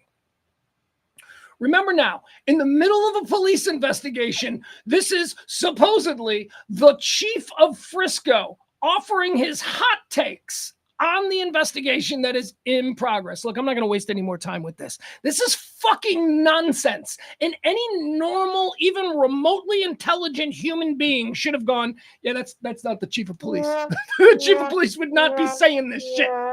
The chief of police, David Shilson, in this Facebook post is absolutely bullshit. Says, basically that Austin Metcalf, the victim, was the bully. And, well, all right, I'll read you a little bit more. Here he is. Supposedly, the chief of police says, we are also disturbed by the number of news articles that have been posting highly misleading and vague headlines, falsely insinuating that the victim was stabbed and killed at random. So just for clarification, we would like to, we, the Frisco Police Department conducting the investigation. He says, we would like to reiterate yet again that this was not a random or unprovoked attack. No one in the middle of an investigation before they file the actual report would go on fucking Facebook and say that. Yet there's enough of you people who are not dialed in or understand the way the world works. And unfortunately, your fucking vote counts just as much as mine. But there are enough of you people out there who read this and goes, yeah, that seems totally probable that a chief of police of a town with like 500,000 people will go on Facebook and just completely fucking tank an entire investigation. This is nonsense. If you don't understand that, sign off Facebook, sign off social media. You're too fucking stupid to be trusted with actual information. God damn. So people are like, this is the chief of police. This really happened. And this is, no, don't believe any of that. Unfortunately, Frisco police the next day had to actually put out a real fucking, this is from the actual Frisco Police Department in response to the Facebook post or whatever that was it Facebook? I think it was. Here's the actual Frisco Police Department and what they had to say about that bullshit, okay? It says, this week, our Frisco community suffered the devastating loss of one of our young residents because of a senseless act of violence. On behalf of the Frisco Police Department, I want to offer our deepest condolences to all the families involved, especially the Metcalf family. Keeping our great city safe requires an incredible partnership with those who live and work here, as well as community stakeholders. Therefore, I ask everyone to be cautious of the inaccurate information that is circulating relating to this incident, and to only trust information that comes from official releases. Oh, but we don't do that anymore. We don't trust institutions. We trust a dude pretending to be the chief of fucking police, saying shit a chief of police would never fucking say, and you, civilian, should know that. But no, you're trusting that because that jives more with what you want to believe. As part of this partnership, in keeping, going back to what Frisco police are actually saying, as part of this partnership in keeping our community and our schools safe, I ask this of our students and parents. As parents, we must remind our sons and daughters that the choices and decisions they make today can lead to severe consequences for the rest of their lives. Violence cannot be the go-to means that I see. This is what the fucking chief of police says. Not, I'm going to tell you some stuff that we learned that we haven't made official yet, but I'm going to do it on Facebook. What's the matter with you people? That thing got shared like 30,000 times. See? The chief of police. Who would believe that? This is an incredibly sad and horrible situation that we don't know anything about. Now, if you hear the details, black kid stabs white kid, and your instinct is, that's what those people do. That's exactly why, you're a fucking racist. You're a racist. If that's your instinct, if you just go with black kid, black kid's a monster, white kid's an angel, you're a fucking monster. Okay? We don't know shit about shit. We don't know anything about what happened here. Here it is, the race war. He just randomly stabbed a white kid. You know that's not true. You know that's not fucking true. This is kids. These are teenagers. Words were exchanged. Egos were inflated. And before you know it, somebody felt they had to keep it real. And this fucking idiot, for whatever reason, had a knife in his backpack and he stabbed another kid in the chest. That's all we know. We don't know anything more. So let's take a breather. You race baiting sons of bitches. The absolute worst of this whole thing is this Jason Whitlock motherfucker.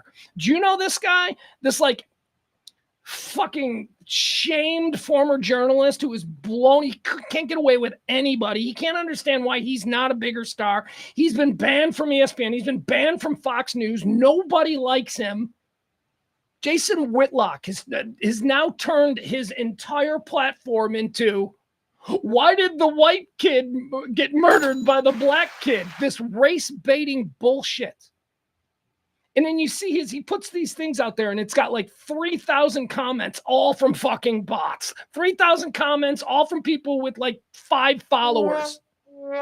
They're trying to make us think whatever benefits them. And I just stop it. We don't know anything. And if you want to believe that this is proof of some suspicion you have that black people are just out there killing white people, then you're fucking garbage. You're a fucking moron. Okay? Because there's just as many white people out there who just want to kill black people as there are the other way. We are a broken species, and it has nothing to do with our fucking skin tone. Be best, as our totally fuckable first lady might say. Be bester. All right. Let's move on to something nicer. Now, I just told you about Frisco. And by the way, I don't know that people.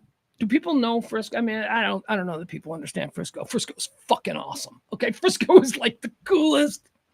It's Naperville. It is Naperville. For my friends in Chicago area, Frisco is Naperville. Okay, Frisco is Naperville if Naperville was 3 times the size. Okay, if you had 3 Napervilles, that would be Frisco. Now, I know for my friends in the Midwest, they're having that hard to believe because Naperville is the biggest suburb in the Chicago area, and there's probably only about 200,000 people in Naperville.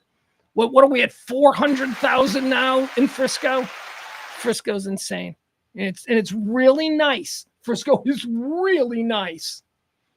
I mean, it's not like the nicest, but it's fucking really nice. I mean, it should be the goal of every decent, hardworking American person to someday have a home in a suburb like Frisco. Frisco is terrific. I think they also have 10 high schools. That ought to let you know how big. People were like, whoa, these 2 high schools in Frisco came together. Now there's like 10 high schools in Frisco. There's like 10. That's how big it is. Anyway, point is this. Frisco's very nice. It's a very nice new suburb, McMansions, malls, everything. Cowboys headquarters, Cowboys practice facilities, PGA, right? Isn't there a Disney giant project? Anyway, Frisco's incredible. Right next to Frisco is Plano. Plano is where my son lives. My son lives in Plano. He's growing up in Plano. He's running the streets of Plano. That's my son, Plano. Why am I talking about Plano?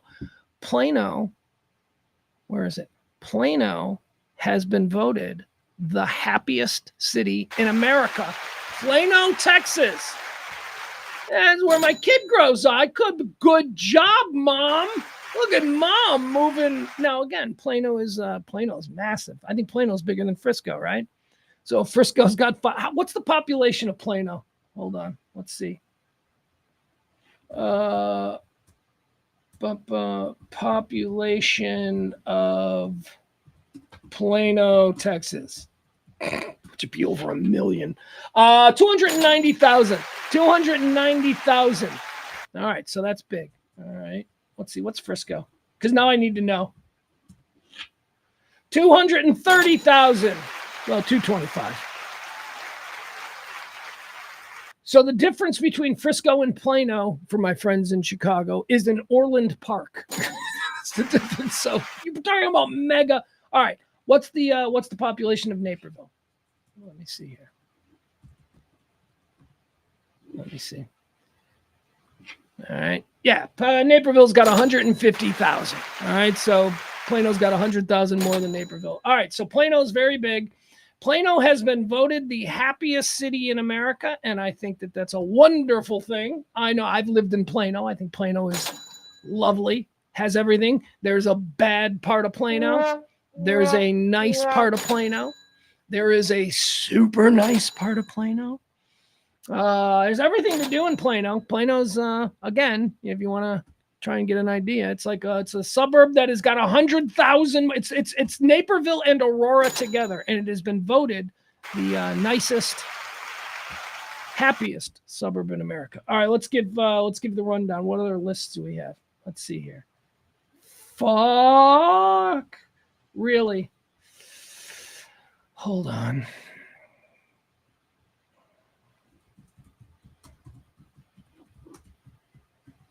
All right, here we go. Here's the list. Hold on. All right, Plano ranked happiest city in America. Let's see what it says here about our fun. Really? It's not going to be, I don't need everything. Every news story you think you're clipping on just turns out to be a video. I just want the fucking news story. I still read. I'm old. I guess I still use that knowledge that I acquired in the 1970s, where all of these different shapes represent different sounds. And when you move them together, you can speak them. That is how I was raised. I'm sorry. Everything's fucking video now. This is why I'm not going to die of a heart attack, because all of these little micro irritations I get to flush out my system. All right, I don't know what this is. All right, what's this one? This one says, you'll never guess what Texas town was named happiest place to live in America. Well, you would guess because I've already told you. Oh, and everything's behind a paywall. All right, let's see what the other cities are.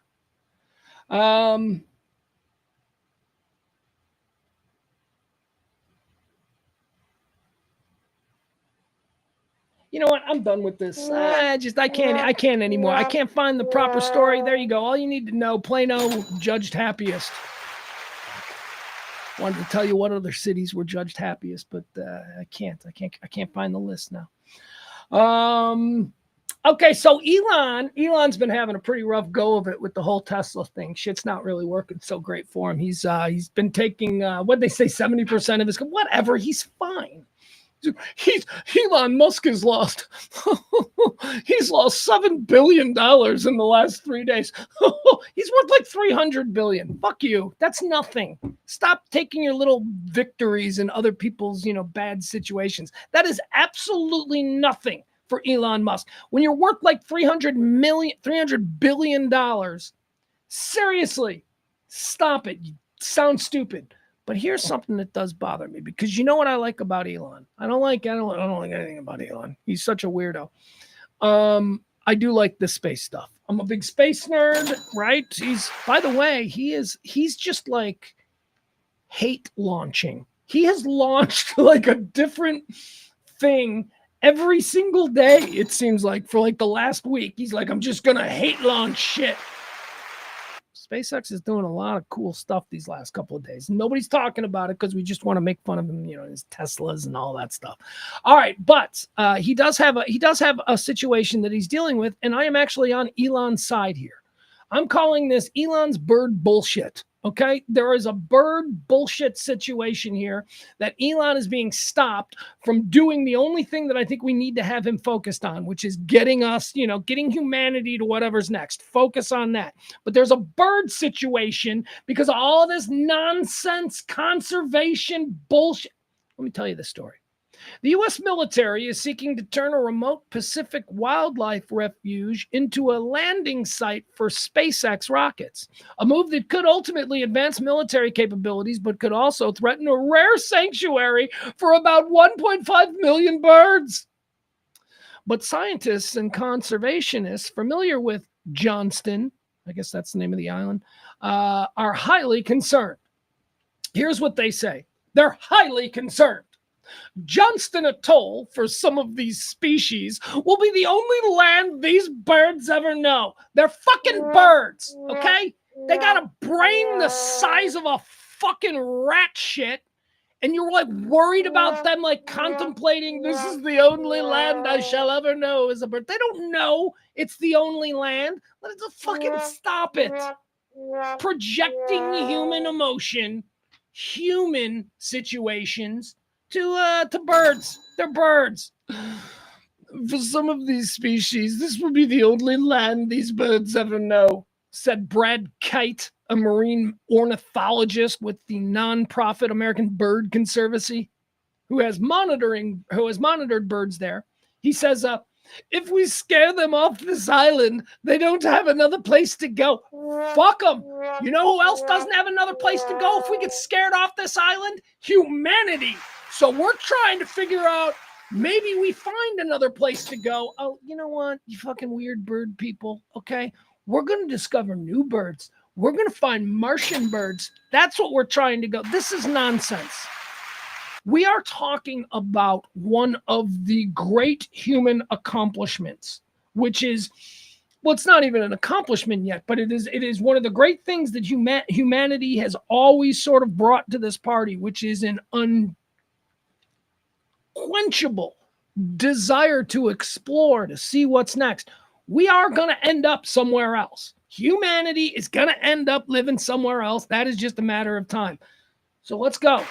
Fuck you, birds. You know how many birds and animals have gone extinct over the years and nobody has batted an eye? We're supposed to stop human progression, human exploration, because there's 1.5 million birds on some rock island in the middle of nowhere that they will never know another place. This remote island cluster has been subject to political winds blowing from Washington before. Back in 1926, President Calvin Coolidge designated the islands as a federal refuge for seabirds. 8 years later, with World War II on the horizon, President Franklin Delano Roosevelt placed the atoll under military control. So we've done it before? All right, so we like bombed the fuck. It says here we did some like testing, some like bombing range testing and stuff like that. So we've done it before, and here we are in 2025, and there's birds on the island. So whatever happened, I'm sure your great grandpappy there, Brad Keat, was probably there talking about the island back in FDR's times. There's birds. Yeah, see, these birds will have nowhere else to go. See, because it was like 1930s. Stop it. They bombed the shit out of the island. I'm sure there weren't any birds there. Suddenly, we got birds back there again. During the Cold War, the U.S. government conducted high-altitude nuclear tests on the island. We bombed it with nukes. All right, stop it. Let Elon land his little fucking spaceship there, okay? And let's stop worrying about the birds. Okay. Oh, what else do we have here?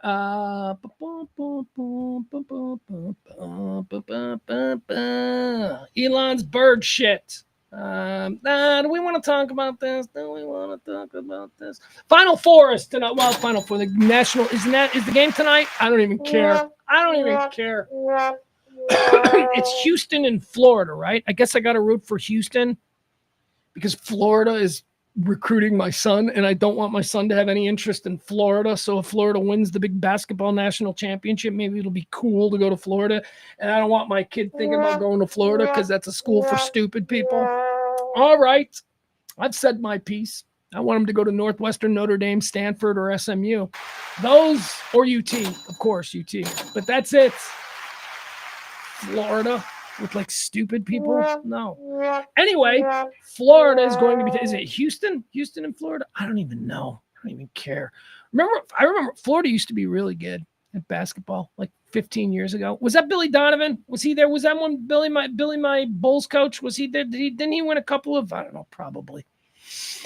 That's it. I got nothing for you. I can't tell you who's going to win. I know that I would have said that Duke was probably going to win because I haven't paid attention to basketball all year, and that's the team that everybody talked about, but Duke lost. So Auburn lost. I saw Charles Barkley's reaction to that. So other than that, I don't know what to tell you, man. I don't even know if the game's tonight. I don't even care. But anyway, there we go. We got our matchup. Peter, I'm sorry. Peter is like huge into March Madness this year, and I don't know why I didn't get into it. This is like the first year that I totally don't give a crap about. I don't know. I don't get it. It's because none of my teams were any good. The Illini weren't bad. I mean, I think they got bounced in the 16, but yeah, Notre Dame, Illini. Women's basketball, right? That's what we're all watching, right? Isn't that what we were told last year? Look out, women's basketball. Caitlin Clark, the women's basketball tournament is down 90% in its ratings. It did not. The women's basketball tournament absolutely tanked. And it's brilliant because they went out this year and they sold advertising to a whole bunch of companies who heretofore hadn't really been involved in women's sports. But CBS was like, well, last year our numbers were massive. You're going to want to get involved here with this year because I'm telling you, it's only going to go up. And it didn't. It went down 90% because nobody really cares about women's basketball right now. What they care about are stars. And last year there was a star, Caitlin Clark. That's all. That's all people cared about. That's all they wanted to see. The word at the time was that she's doing so much for women. She didn't do shit for college basketball because as soon as she left, the ratings are down exponentially. It's called the Caitlin Clark effect, and it's been really rough on CBS. Here's what it says. March Madness hit badly in Caitlin Clark's absence as women's Final Four TV ratings have been revealed. UConn's Final Four win over UCLA averaged just 3.8 million viewers on Friday, which was a drop of over 10 million compared to last season. Last season they did 14 million people for UConn versus Iowa. 14 million. This year they did 3.8. So, yeah. When the Hawkeyes advanced to their second consecutive national championship game with a dramatic 71-69 win over UConn, it drew a record 14.2 million viewers, while the Huskies' win over the Bruins in 2025 was the fifth most watched women's college basketball game ever on ESPN. The absence of Clark was felt. All right, so it's still like the fifth most watched, but it definitely dropped down. I don't know, man. I think that I'm probably never going to get into women's college basketball. I just don't see. But I could totally see myself getting into WNBA. There is something happening with the way the WNBA is being marketed now that people like me, I'm a sports fan, people like me, I'm seeing this stuff and I'm going, that's worthy of checking out. So I don't know. Caitlin Clark may not have been, the thing that pushed women's college basketball up on an equal tier or at least some sort of comparable tier to some of the men's sports. That ship has sailed. That's not going to happen. But maybe pro, right? Maybe pro. Maybe she keeps growing for women's. I don't know. I know I love Angel Reese. I know I'm a big Angel Reese fan. I'm fucking following her now, and I'm like reading her posts. She's funny. She's a shit talker. She's fucking cool. And there you go. All right, moving on. She's the Darth Vader to Caitlin Clark's. Call her Princess Leia. Why not? There we go. All right, what else do we have here? Filmmaker, great filmmaker, Paul Schrader. Paul Schrader's in trouble. Paul Schrader is do you know who Paul Schrader is? Paul Schrader is a filmmaker. You probably know his name. You've heard him. He's done a whole bunch of films, big ones, good ones, but he's most famous for being Martin Scorsese's writer. So Martin Scorsese's the director, but all of the great Martin Scorsese films are written by Paul Schrader. Taxi Driver, Raging Bull, I don't know. Let's delve into it. Anyway, Paul Schrader's like 90. How old is Scorsese? They're old men now. And Paul Schrader is being taken down. Filmmaker Paul Schrader has been accused of sexually assaulting his personal assistant. The writer and director behind Taxi Driver, he wrote Taxi Driver. Scorsese directed it. But American Gigolo is one of his films. Paul Schrader wrote and directed American Gigolo, a big hit for him. He's got a bunch of his own films that he directed and wrote. Paul Schrader, the writer of Taxi Driver and American Gigolo, has been accused in a lawsuit of sexually assaulting his former personal assistant, firing her when she wouldn't acquiesce to his advances, and reneging on a settlement that was meant to keep the allegations confidential. So here's what happened with Paul Schrader. Paul Schrader, he originally apparently got Me Too'd a couple of years ago when the whole Me Too thing was going crazy, and it never came out because he agreed to pay her, and it was all very quiet. But here we are a couple of years later, and he still ain't paid nothing. So they're like, nah, fuck it, Paul, we're going public. Paul Schrader says that he just can't in good conscience give her any money, and he's fine with it. Go ahead, say what you want, which I kind of applaud. I don't know if it's true. I don't know, whatever. But he's like, I'm like 80, and she's 26. Paul Schrader shot his shot with a 26-year-old, and he's like, I'm probably going to have to write a check for this. And he did. He shot his shot, and he agreed to write a check for it. And now, all these years later, he's like, yeah, nah. Hey, I don't know if you know this, but Trump won in November. I don't give a fuck. I just, you know what? Nobody cares. What you think? You think that if I write another baller script like Raging Bull, somebody's not going to produce it because you little 26-year-old, you're like, he hit on me and then didn't give me a check. You think that's going to stop whatever I got left? I'm Paul fucking Schrader, all right? I'm an old man. Tell your story, walking young lady. I was never any threat to you. It says here, this is the attorney for the woman. He says, this is an open and shut settlement enforcement matter. Doe's lawyer, Doe's. Because, she gets to trash his name, but we don't get to know her name. Yeah, it's to protect her. Well, okay. What about to protect him? See, you're making a lot of assumptions that she needs the protection because she is no, fuck you. If we're going to make it public, how about we don't make the men's names public? Huh? We can go that way. Oh, but that wouldn't sell newspapers, would it? No, you gotta fucking have the celebrity's name to sell the newspapers, but we gotta protect the woman. We gotta protect her because that's fucked up. No, what you do is you make it illegal to print the name of a man accused of something like this until it's been able to go through the courts. It's the only way to make it fair. But we're still not there. And Jane Doe is mad that she didn't get her check. The former assistant, identified in court documents as Jane Doe, sued the filmmaker and his production company on Thursday. She is seeking a judge's order to enforce the agreement after Schrader said he couldn't go through with it. He's like, you can't sign the check. He's like, fuck it, I'm not going to sign this check. All I did was ask her if she wanted to fuck. I don't know. Is that so wrong? I thought that was shooting your shot. I didn't touch her. I didn't grab her. This is an open and shut settlement enforcement matter, Doe's lawyer said. Schrader's lawyer, Philip J. Kessler, deemed the lawsuit desperate, opportunistic, and frivolous, and said many of the allegations in it are false or materially misleading. Here's Schrader's attorney. He says, we absolutely deny that there was ever a sexual relationship of any kind between Mr. Schrader and his former assistant. And we deny that Mr. Schrader ever made an attempt to have a sexual relationship of any kind with his former assistant. All right, that's bullshit, because I'm sure he would have if she wanted. Like, he's 80, she's 26, she's probably hot. So you didn't have to say that. The lawsuit filed in New York laid bare allegations that the confidential settlement between the 26-year-old Doe, again, wouldn't want to ruin her life, 26-year-old Doe and Schrader, 78, had been intended to be kept under wraps. They include, so the settlement, here's what the settlement And the charges therein include her claim that the filmmaker trapped her in his hotel room, grabbed her arms, and kissed her against her will last year while they were promoting his latest film, Oh Canada. 2 days later, the lawsuit said Schrader called Doe repeatedly and sent her angry text messages claiming that he was dying and couldn't pack his bags.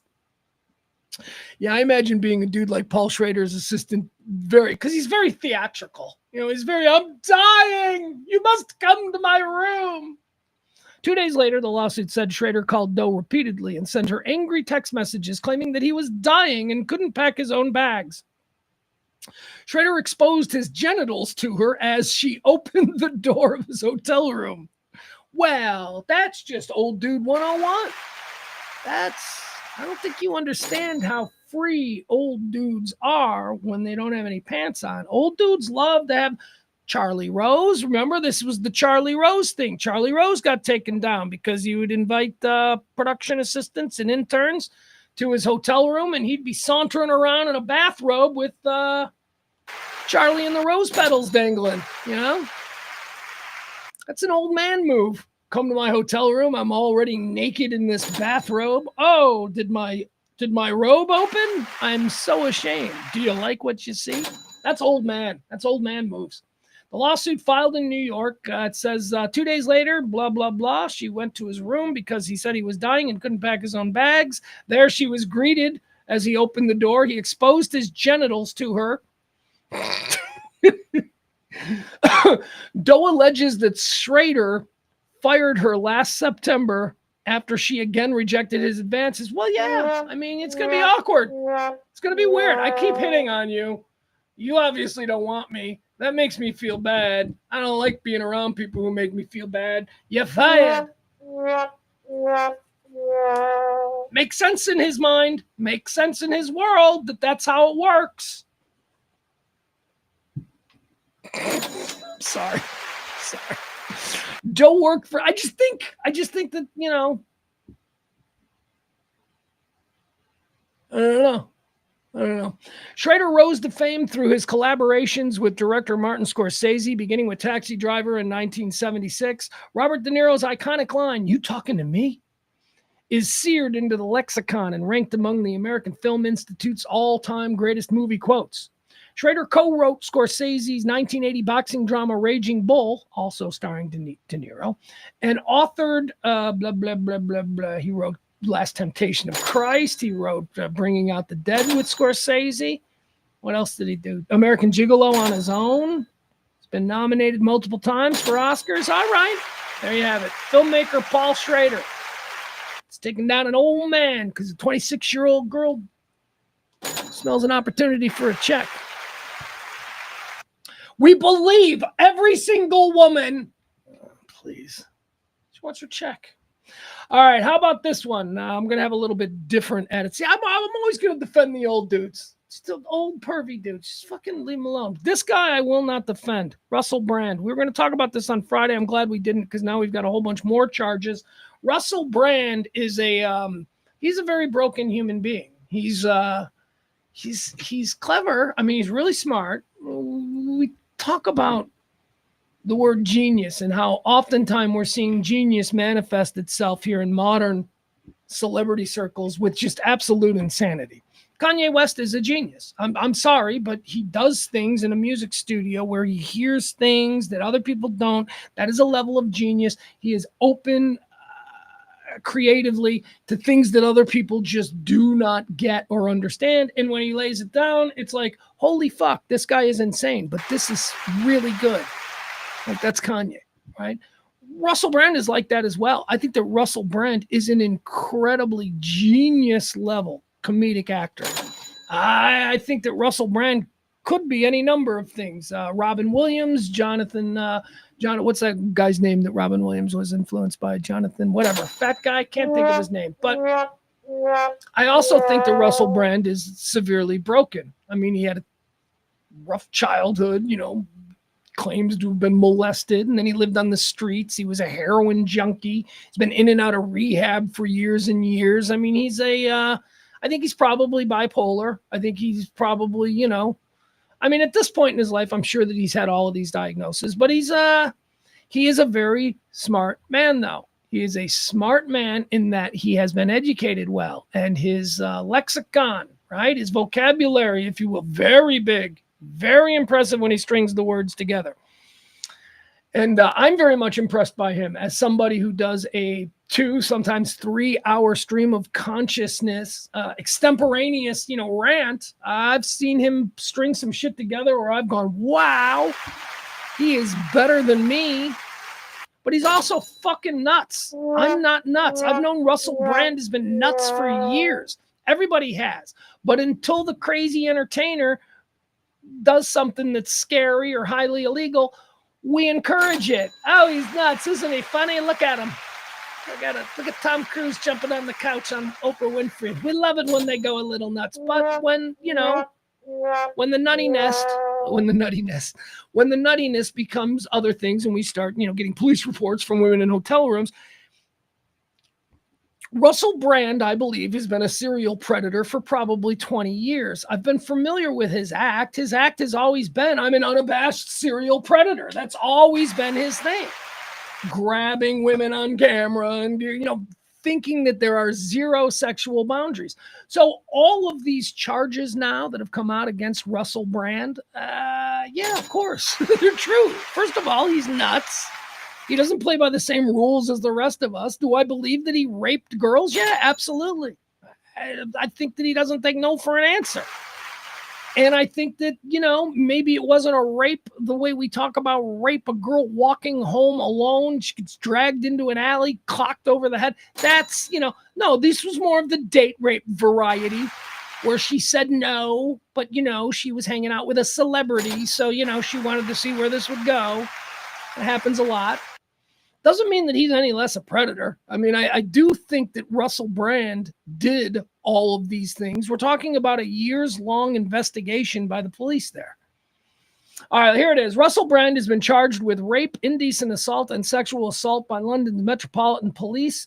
The comedian and TV host saying he is incredibly grateful to be able to defend himself against these charges in court. Oh, I'm so grateful for my day in court.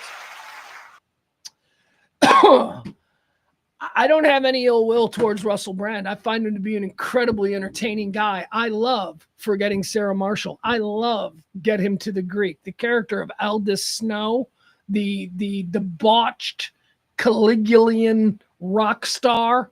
By the way, credit for me, Caligulayan. I couldn't say that again if I tried. Caligulayan.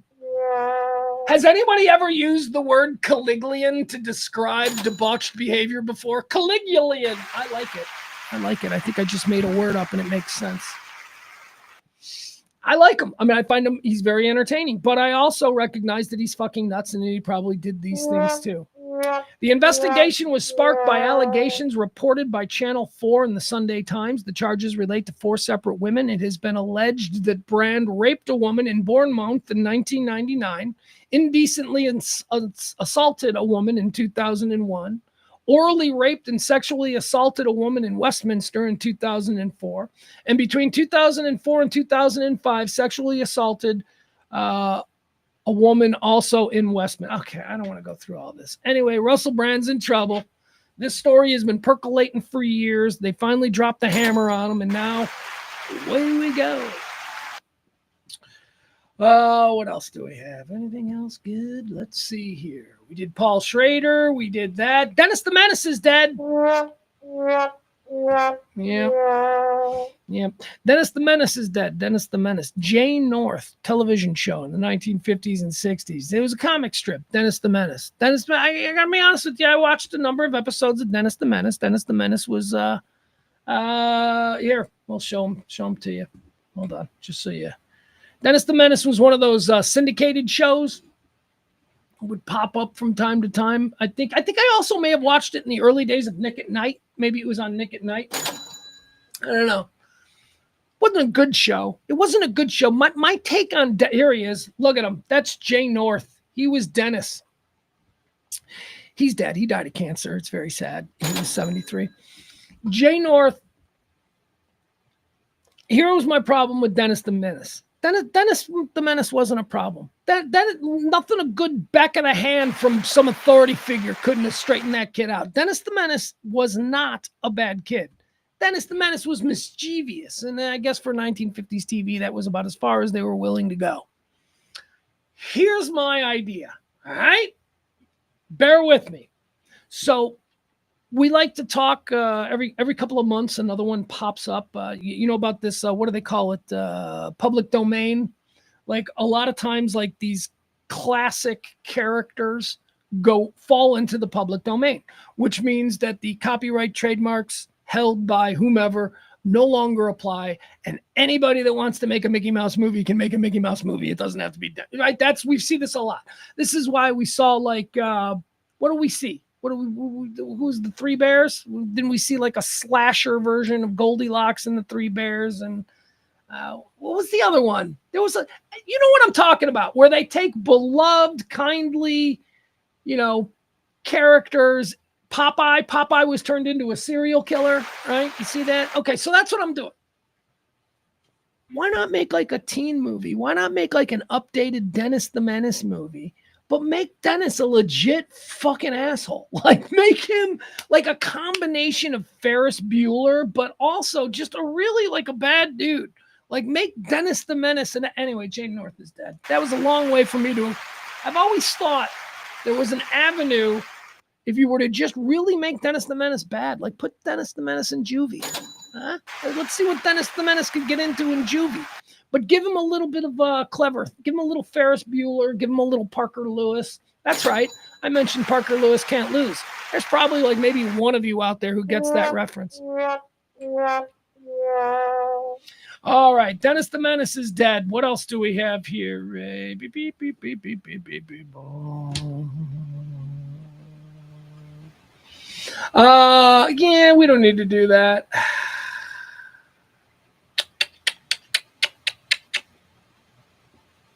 We're going to watch some trailers. We don't need to watch some trailers. There's a new trailer for The Naked Gun. Have you seen that? Seth MacFarlane is rebooting The Naked Gun. They're doing Liam Neeson. Liam Neeson is now playing Frank Drebin Jr. Of course, Leslie Nielsen. Isn't that weird?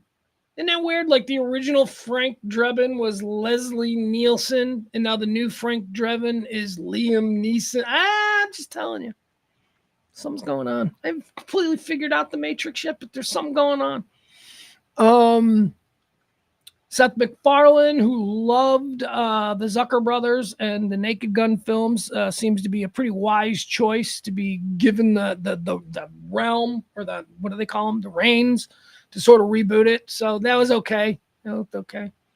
What else? Paul Thomas Anderson. We talked a couple of weeks ago about his new movie that's coming out, about how excited I was. And we only saw like a little snippet of it. And it was called Leonardo DiCaprio, and it made no sense. Well, now he's released the full trailer for that thing, the new Paul Thomas Anderson film. I think it's called One Battle After Another. That looks really good. And now today, who is this? Wes Anderson. Wes Anderson released a new trailer for this. Well, this is the one we'll show you, because this is the one that was released today. Wes Anderson. Do you like Wes Anderson? Wes Anderson. Let me tell you something about Wes Anderson, okay? I really want to like Wes Anderson, dude. I really want to like him. I watch these Wes Anderson movies and I'm like, wow. What stunning visuals, what incredibly interesting cinematic eye this man has. What truly unique and interesting characters he just dots his films with. And Bill Murray's in it, so I'll sit through it. That's how I feel about most Wes Anderson movies. However, when they're done, I always go, that was dumb. That was fucking stupid. Oh, well, take my money, Wes Anderson. I'll go see another really artistic and really beautifully made stupid film,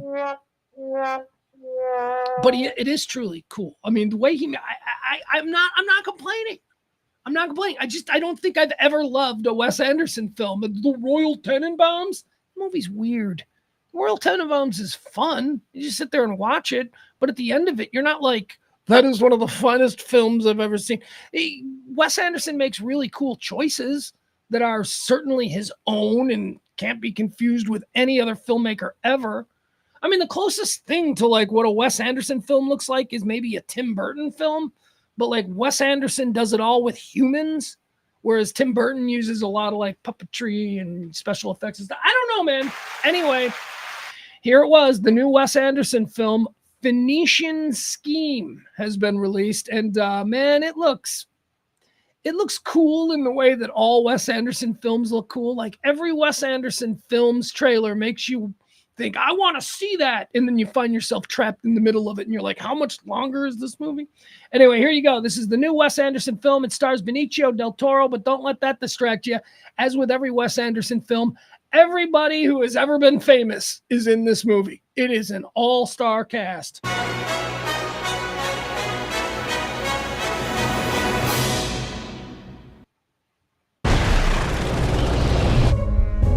At this moment, rescue workers are laboring to recover and identify the remains of Zsa Korda, international businessman, maverick in the fields of armaments and aviation, among the richest men in Europe.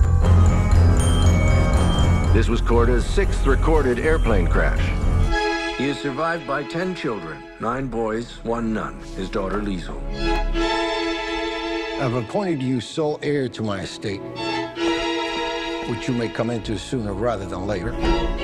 Why? It's been 6 years since our last meeting. I have my reasons. Which are what? My reasons? I'm not saying. I'm saying I'm not saying. Korda Land and Sea Phoenician Infrastructure Scheme. My most important project of my lifetime. Our objective: disrupting, obstructing, impeding, crippling Korda's enterprise in any manner possible. Get the hand grenades. Today, tonight, and tomorrow, we rendezvous with every Titan and pretend we agree what we already agreed. But in fact, we don't. We can't.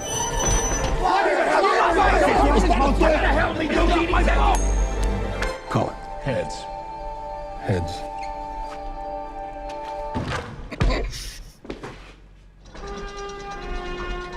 Is this supposed to be here? It was under the lunch trolley. Oh dear, who shot you? Tara's from out of town. Help yourself to a hand grenade. You're very kind. Could you imagine falling in love with a man like me, by the way, hypothetically? You're drunk on 3 beers. Why are you shooting my ceiling? This is a robbery on behalf of... I understand that. I'm asking about my ceiling. You idiots are destroying a magnificent nightclub. One thing you'll never know because you can't. The truth. I suppose I'm moved by this absurd performance.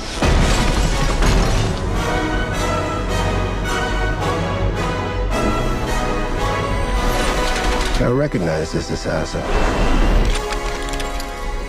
Oh no. Suicide panel. Where's the father? Take this miserable sin into the company. Am I a fool? Am I a fool? Am I going to get sucked into seeing another Wes Anderson film because the trailer looks amazingly interesting? I don't know. That's what always happens to me with Wes Anderson movies. Have you ever seen The Life Aquatic with Steve Zissou? Bill Murray. It's supposed to be a Jacques Cousteau kind of thing. It's a Wes Anderson film from like 15, 20 years ago. It is like the most unwatchable, boring piece of garbage. Although, what was the one, Wes Anderson's most recent film I liked? I think I liked that one, the Rocket City thing. Rocket something. What was that called? Again, Tom Hanks, Scarlett Johansson, Aliens. I don't know, whatever. Anyway, the new Wes Anderson film. The trailer was released today for the Phoenician Scheme. Guys, I think that's it. I think we're done. I think we've finished the show. The well-lit show. Look at the rosy cheeks here. My God. Hold on. Remember, it used to be like this. I'm all white. Wait, how's it go? There we go. Now I can't see. Now I've blinded myself. I don't know why I'm talking like JFK. We're done. We're done. That light's wrong. That light is wrong now. Why did I screw with it? Why was I trying to be cute and clever? All right. Obviously, YouTube is now taking on a mind of its own. So that means we are done.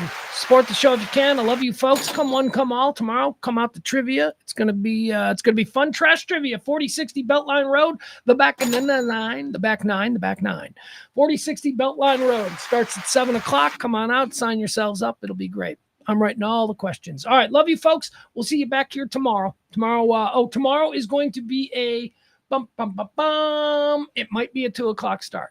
Might be a 1:00 start. Here's what I do know for sure. Tomorrow is not going to be a noon start because I got to be somewhere at 11:15. So bear with us.